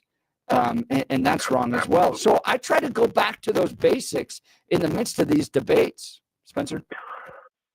So moving on from that, the real reason for my phone call, Billy, was your take on Elon Musk and DOGE and what they're doing. I want to give you a 40,000 foot take. To me, it's as if you're hard at work. You're on the radio show, and you're infuriating the marks of the world. And somebody calls you up and says your house has been robbed, and this is who it was. And instead of you being mad at the robber, you're mad at the guy that called and told you your house just got robbed. That's what your arguments are appearing to. That's how it appears to me, and I think others as well. Oh, that's a fair critique. Now, let me offer where the filter that I'm coming from, and I appreciate the idea of the house being robbed, and I think that's a great analogy here. What I'm worried about is that the people showing up and telling me that my house is being robbed and are identifying the robbers may not know what they're doing. They may not be following the proper procedural investigations. They may not have any idea. And I'm worried that when they come out and they tell me, oh my God, your house is being robbed, and I go back and I look, it's not a robbery at all. Perhaps it's my brother who I asked to watch my house while I was out of town, and he is getting access, and he walks in, and some people in the neighborhood have reported being robbed because they've seen a strange person walking around in the house, that they have jumped to a conclusion that may not be supported by the evidence. That's what I'm worried about, but it's a fair critique. Some of these things that they've exposed, you just can't make that argument. Well, I agree with that on some of the stuff, but some of the stuff has been bogus. The idea of $50 million for condoms for Gaza, that was completely untrue. The idea that USAID was paying millions of dollars to let governments have access to Politico, that also untrue. $8.7 million to Politico, and I don't know how much. But it's not USAID. But it's not USAID, and that should be important. And when we looked at what it was, they were buying subscriptions. That's all it was. They just wanted them to have access. 37 subscriptions for $500,000.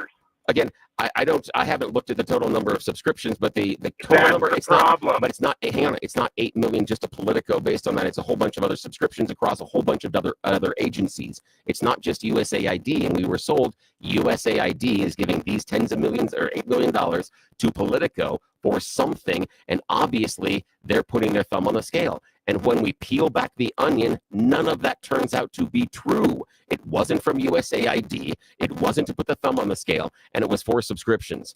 None of the original premise was true, and that's what I'm talking about. When we have the cops showing up at my house telling me I'm being robbed, and I go in and I find out it's only my brother who's staying and watching the place while I was out of town, that all the stuff that I was told at the beginning turned out to be untrue. That's a fallacy of analogy. It would be better to say your brother was walking out of your house with your TV. Say, okay, same thing, but right? it still proves my point, though. It does. What you're trying to do is you're trying to confuse what's going on, and you're using all these different arguments to do it. No, I'm expanding your analogy. No, I'm taking your analogy and seeing if it works. Money is being abused. It is being abused. Why are we sending money, millions of dollars, to Afghanistan to rebuild a road? Why?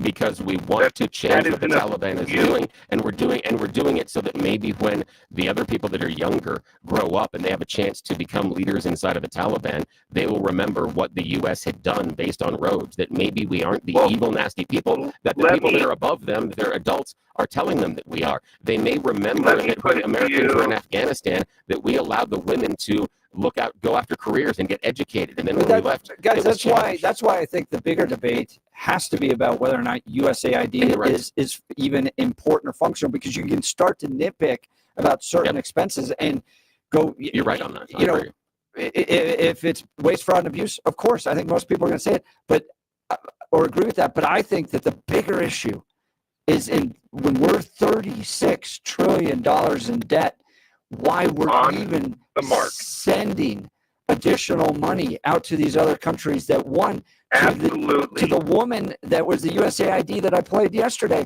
Show me one American that runs their household that way. I'm $100,000s of dollars in debt, and I'm giving money away. I'm borrowing money to give it away. Me. Our president. He's in debt? Yeah, tons of debt. Yeah, of course. Yeah, so that's okay. He's the king of debt. Yeah, yeah. He runs it that way. I don't think the president's He runs it that way. debt is his business. He runs it that way. Yeah. That's okay. Again, it's fair, and a lot of us don't have that ability to. We know that lots of CEOs take out loans against their salaries so that they don't have to pay the income tax on it. And they pay the lower capital gains tax and some other stuff based on investments and getting stock options. I understand, and that's fine. But I do agree with Jeff and Spencer that the real issue here is the if we should be spending that money. That is the core question, and I have a hard time justifying at the core that, given the bromide that Jeff puts forward, and you do too, Spencer, that we are so in debt that we should be spending this money on USAID. That is very difficult for me to make that case. That is hard. I'm not certain that I can make that case that we need to keep spending this money when we are so in debt. It's a great argument. Last thing I think I want to touch on is the representative that called in about the 10-cent bag tax. And since it's tax season, why are we focused on that? Why are our conservative representatives not focused on going to the Colorado government and introducing legislation? Essentially, why do I have to request that the government gives me my money back? I know that idea that you have to opt into the Tabor refund. That's why. Ridiculous. Why do we have to opt in for the government to give us our money back? Does the government have to opt in for me to pay taxes? Or do I have to pay taxes or risk jail? Spencer, high five on that one. That is perfect. Do I have to opt in to pay taxes, man? Thank you. And thanks for waiting so long, man. Have a great weekend. Appreciate you. Yep. Yeah, I mean, I do think Republicans have raised that issue down at the state capitol, and are working on that. And so they need to really, really raise the fire alarm on that. The idea that, hey, you have to opt in, you have to opt in, you have to opt in. Realize what they're doing, because it's a great. The second question is the why. Say, look, they're doing this they make you opt in because they're hoping you miss it and they get to keep your money. They're trying to confuse you. They're playing 3-card Monte. They're telling you to watch the ball when, on the other hand, they're moving it and they're hiding where your Tabor refund is. Yes, we need to sound an alarm on that. It is complete and total crap. Well, something I want to sound the alarm on, but in a good way, is our good friends over at Colorado Christian University. Do you know a high school student who has a passion for engaging in cultural and political issues? The knowledge and skills needed to impact the world through civic engagement is an ever-increasing need in today's society.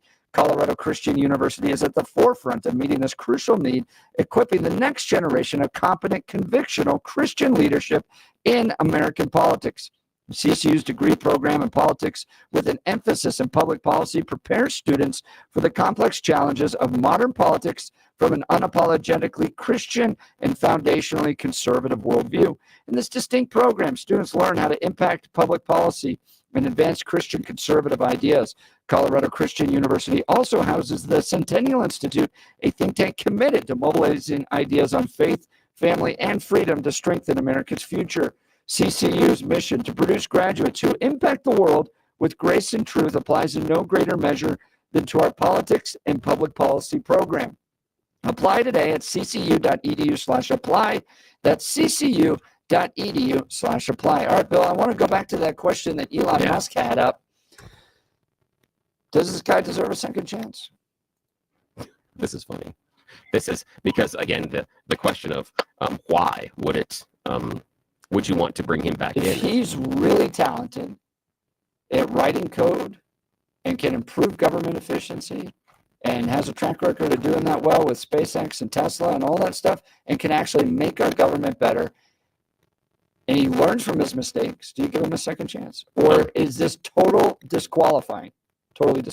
I have a hard time getting over the hump as to why this wouldn't be totally disqualifying because of his filter on the world.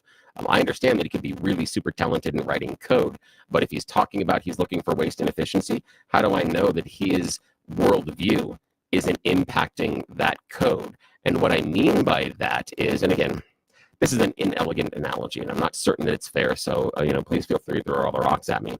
But the idea of Kamala Harris and the transgender taxpayer sex changes in prisons, that based on her worldview, that seemed acceptable. Based on her worldview, that seemed like something that the government should absolutely be in favor of and do. What I'm worried about is a alternative worldview coming from him that impacts how he's writing the code, and at the core, how he assesses waste, fraud, and abuse, because he may come to conclusions based on his worldview that is seeped in racism as far as what waste, fraud, and abuse could be. It could be funding for minority group systems that would be perfectly logical for everybody else, but because of his worldview, he doesn't see it that way.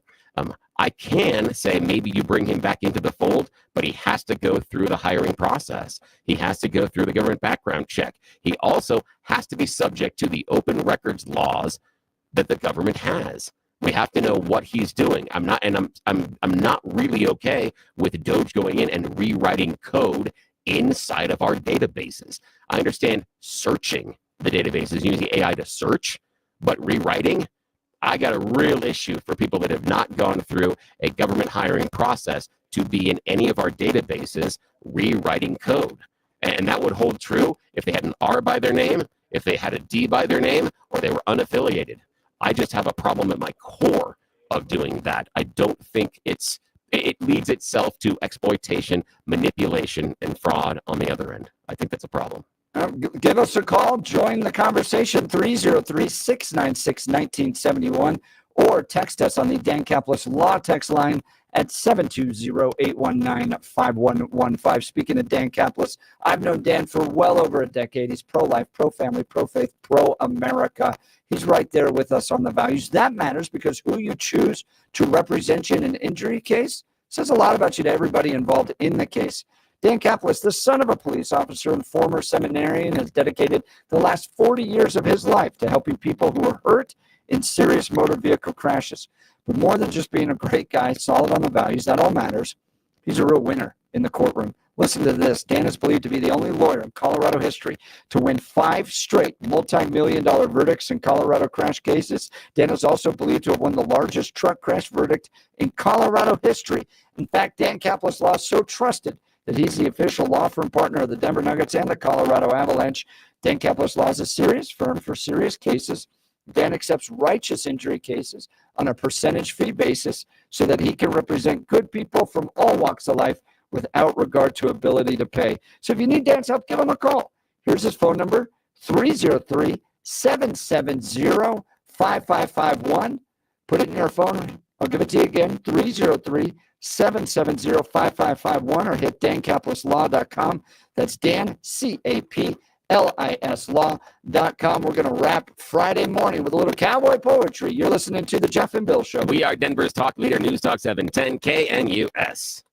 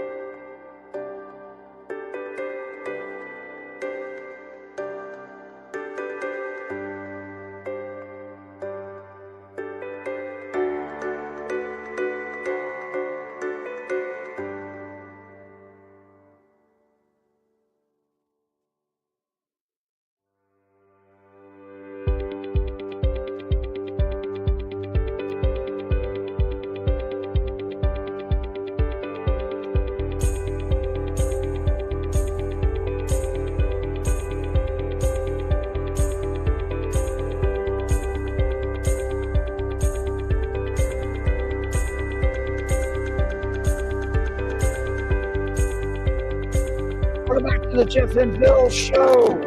As we like to do on Fridays as we saunter into the weekend, and a very good weekend is Super Bowl weekend. And joining us is Jeff Hildebrandt, our 710 KNUS resident Cowboy Poet Laureate. Good morning, Jeff. Good morning. Good to see you. Are you Good excited? show today. I'm surprised you got a word in edgewise. I know. It was funny. I was talking to Kelly, our stations manager here, and he's like, when Billy gets into pit bull mode. Yeah, it's a little bit of a problem. Ask my parents. Yes. Somebody's got to walk around with a little plastic bag and follow him everywhere. I love that description. I think it's a good description. Jeff, what do you got for us this morning? Well, I tell you what. Start off with a little singing cowboy salute. When Westerns were a dying breed, Hollywood said there's a need for something new that we can do to freshen up the look and feel and give our cowboys sex appeal. That's when we saw the cowboy star who fought and shot and played guitar. Like the one from 1933, Monogram's Riders of Destiny. Back then, they thought John Wayne was dandy as cowboy crooner singing Sandy. Well, that concept was mighty thin, so movie makers tried again. This time they found success, of course, using singers who could ride a horse, like Rex and Tex, Roy and Gene, Monty Hale and Eddie Dean. No one thought that it would last, but more than 90 years have passed, and we still find we sing along to familiar words from days long gone. Happy trails to you. That song from High Noon, Ghost Riders, Cool Water, and that tumbleweed tune. Well, those musical memories are bound to live on when we gather together and all sing along. Like Gene Autry taught us, take a deep breath and grin, because it's time we get back in the saddle again. Oh, that's great. Nice. That's a good one, Jeffrey. Oh, wow. What else? Oh, the ball's in my court. Yeah, I talked Jeff out today. You don't want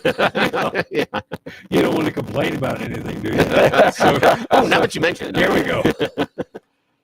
Do you have some opinions on Tina Peters you'd like to share, Jeff Hildebrandt? We could get back into that. Well, moving on. Freedom. And this may relate somewhat to interpretations of what goes on the other side of the mountains when nobody's looking. When you hear the word freedom, what thought comes to mind? When we talk about freedom, I think that you'll find the meaning is different with each person's view. So just what does freedom look like to you?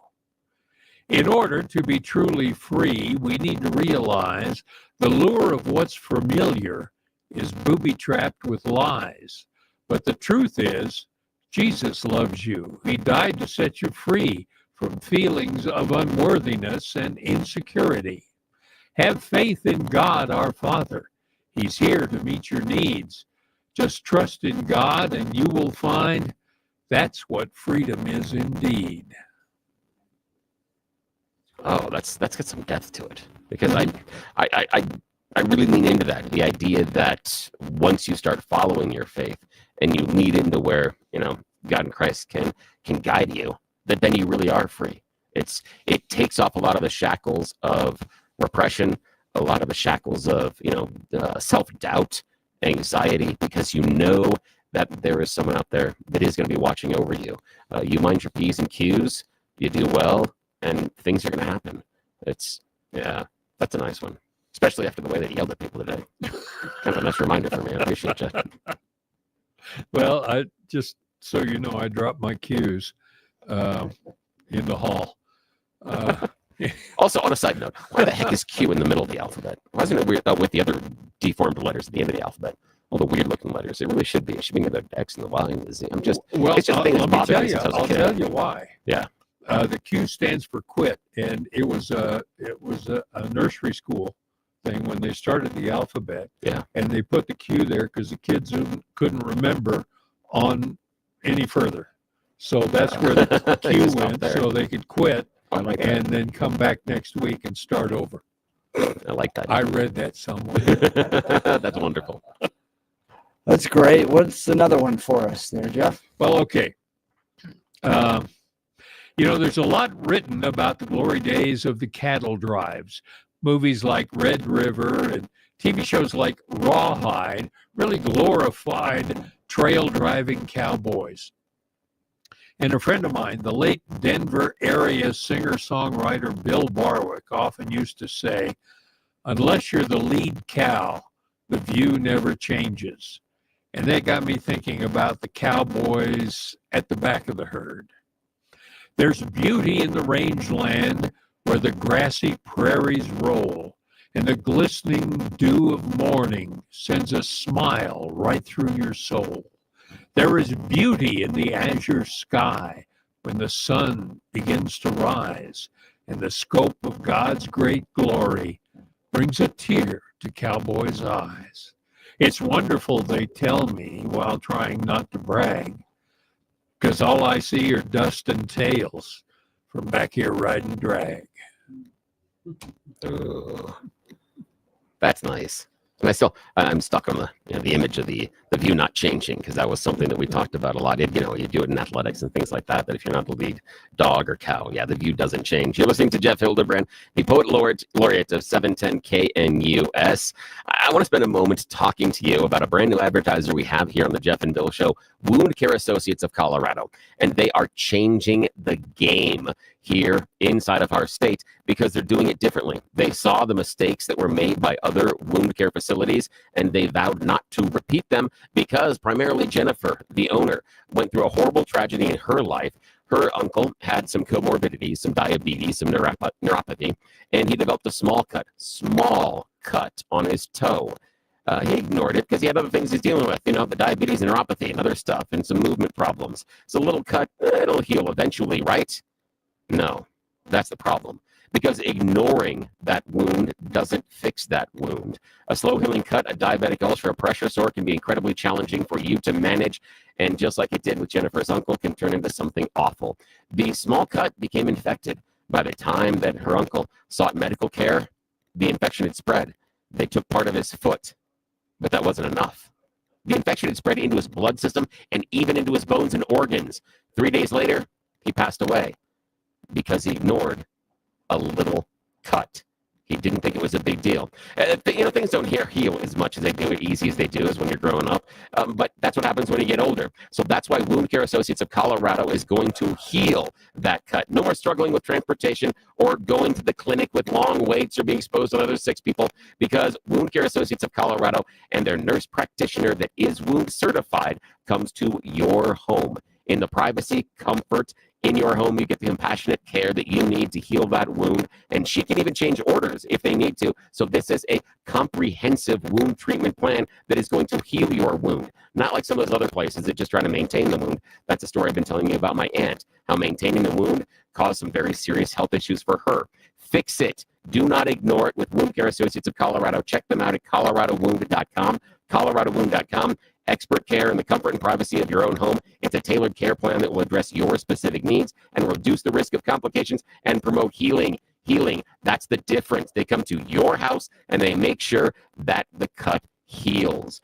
Don't ignore it. Get it fixed. coloradowound.com, coloradowound.com. When you reach out to them, tell them you heard about it here on the Jeff and Bill Show, because it helps us out. All right, we are great to hear that. We'll continue with Jeff Hildebrandt. You're listening to the Jeff and Bill Show. This is Denver's Talk Meter News Talk 710 KNUS.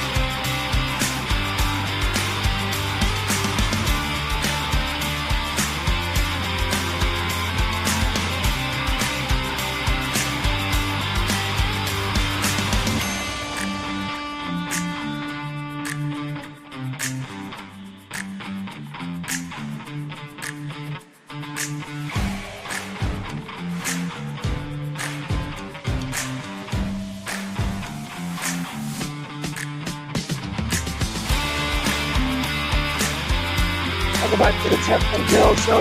What's up for today's show? A little Cowboy poetry. Jeff Hildebrandt's got one here specifically on the Super Bowl. Oh, I do? Okay. Here. Oh, yeah. I remember. I was so busy with the popcorn and peanuts, I forgot. You know, there's much more than football to the big game they play. Like what stars will be with the owner that day? Who did they come with and what will they wear? What do they snack on? Oh, how we wish we were there. There's much more at stake in the big game we play. The opposite team gets much stronger each day. Their uniforms sparkle, their cheerleaders dance. The officials throw flags and won't give us a chance to score points on the field or win over the fans. And even announcers are part of their plans. They just keep proclaiming our team cannot win, saying players are weak and our game plan is thin. But in the fourth quarter, when our offense seems stalled, and with seconds to go, the big game is called. It's been on the books since the start of the season, and the coach has been waiting for just the right reason. Their defense is certain our team has no prayer, but they didn't count on our quarterback's flair. He fakes left and right. When they rush him, he spins, then comes right down the middle for a glorious win. In the game that is life, some win and some lose. There's never a tie. Now you're free to choose which team you will play for, which team you will cheer, which team you will pray for. The answer seems clear. Pick the team that has shown that it has just one goal, not more money or fame, but saving your soul. I love it. He I pulls feel like in faith and football and all that stuff. So I'm gonna feel so bad cheering the game. Like, come on, I'm doing the wrong thing here. I'm gonna have to go to confession. This is not gonna be good. Oh, that's a good one. Bill's going to be at confession a lot this week. Oh yeah, I've got some stuff that Lord and I have to talk about. yes. Some of them on air here. Yes, absolutely. Yes, he and I are gonna have a discussion. Apparently, according to the boss, you are in the dog. Yes. Oh yes. I am. It's really just a question of how many weeks out of the month that happens. They call dogs pit bulls. They call you pit bills. Yeah, hey, I like that. Bills. I like that. We should make that into a shirt too. That is good. Oh, and the t-shirt. Do you have an update on the t-shirt? Yeah, the t-shirt guy. He had a couple of companies that came in and needed to do some stuff. So since he's doing this, we're not top priority. Being free because we're free. So he's got some other stuff that came in, and I'm like, dude, you got to feed your family. You got to pay the people that are there first. You take care of that first. So he's going to get it to us soon. I'm going to chat with him this weekend. We've got something planned on Saturday to talk. So I'll know more. But he goes, I'm sorry, these things are rush orders and they're big right now. And I'm like, and he told me one of the checks. I'm like, oh yeah, take that one, please take that one right away. And again, because he's got to take care of his family and he's got to take care of his employees. So yeah, but we'll have an update. I should have something for you on Monday. Well, we had an absolutely wild show today. We talked about the ICE mass deportations being tipped off, the King Super strike. We spoke with Representative Ryan Gonzalez, Mark Cook, elections and cybersecurity subject matter expert, joining us. He and Billy got into quite a debate in the 8 o'clock hour. We talked USAID cuts, DOGE, Elon Musk, all that stuff. So if you missed it, go to 710knus.com to download the podcast there. And it's going to be a big weekend, Super Bowl weekend. Yeah, we're going to have to talk game. We're going to have to maybe commiserate a little bit, but also want to talk, if you're paying attention, let's talk about the halftime show, impressions there, and also favorite commercials. We'll do those recaps. That's what I really watch for. Yeah. Commercials. I like to see who connected well with the audience, who had the award-winning message, because sometimes it's not, the big stars. Yep, not what you're thinking sometimes. This is going to be cat cool. Herding. Remember those? Oh, that was a wonderful one. Yeah, so we're going to talk commercials Monday. And that company's not even in existence anymore. So lots to discuss Monday. We'll be here to nurse your hangover. You're listening to the Jeff and Bill Show. This is Denver's Talk Leader News Talk 710 KNUS. Have a great weekend. We'll see you Monday.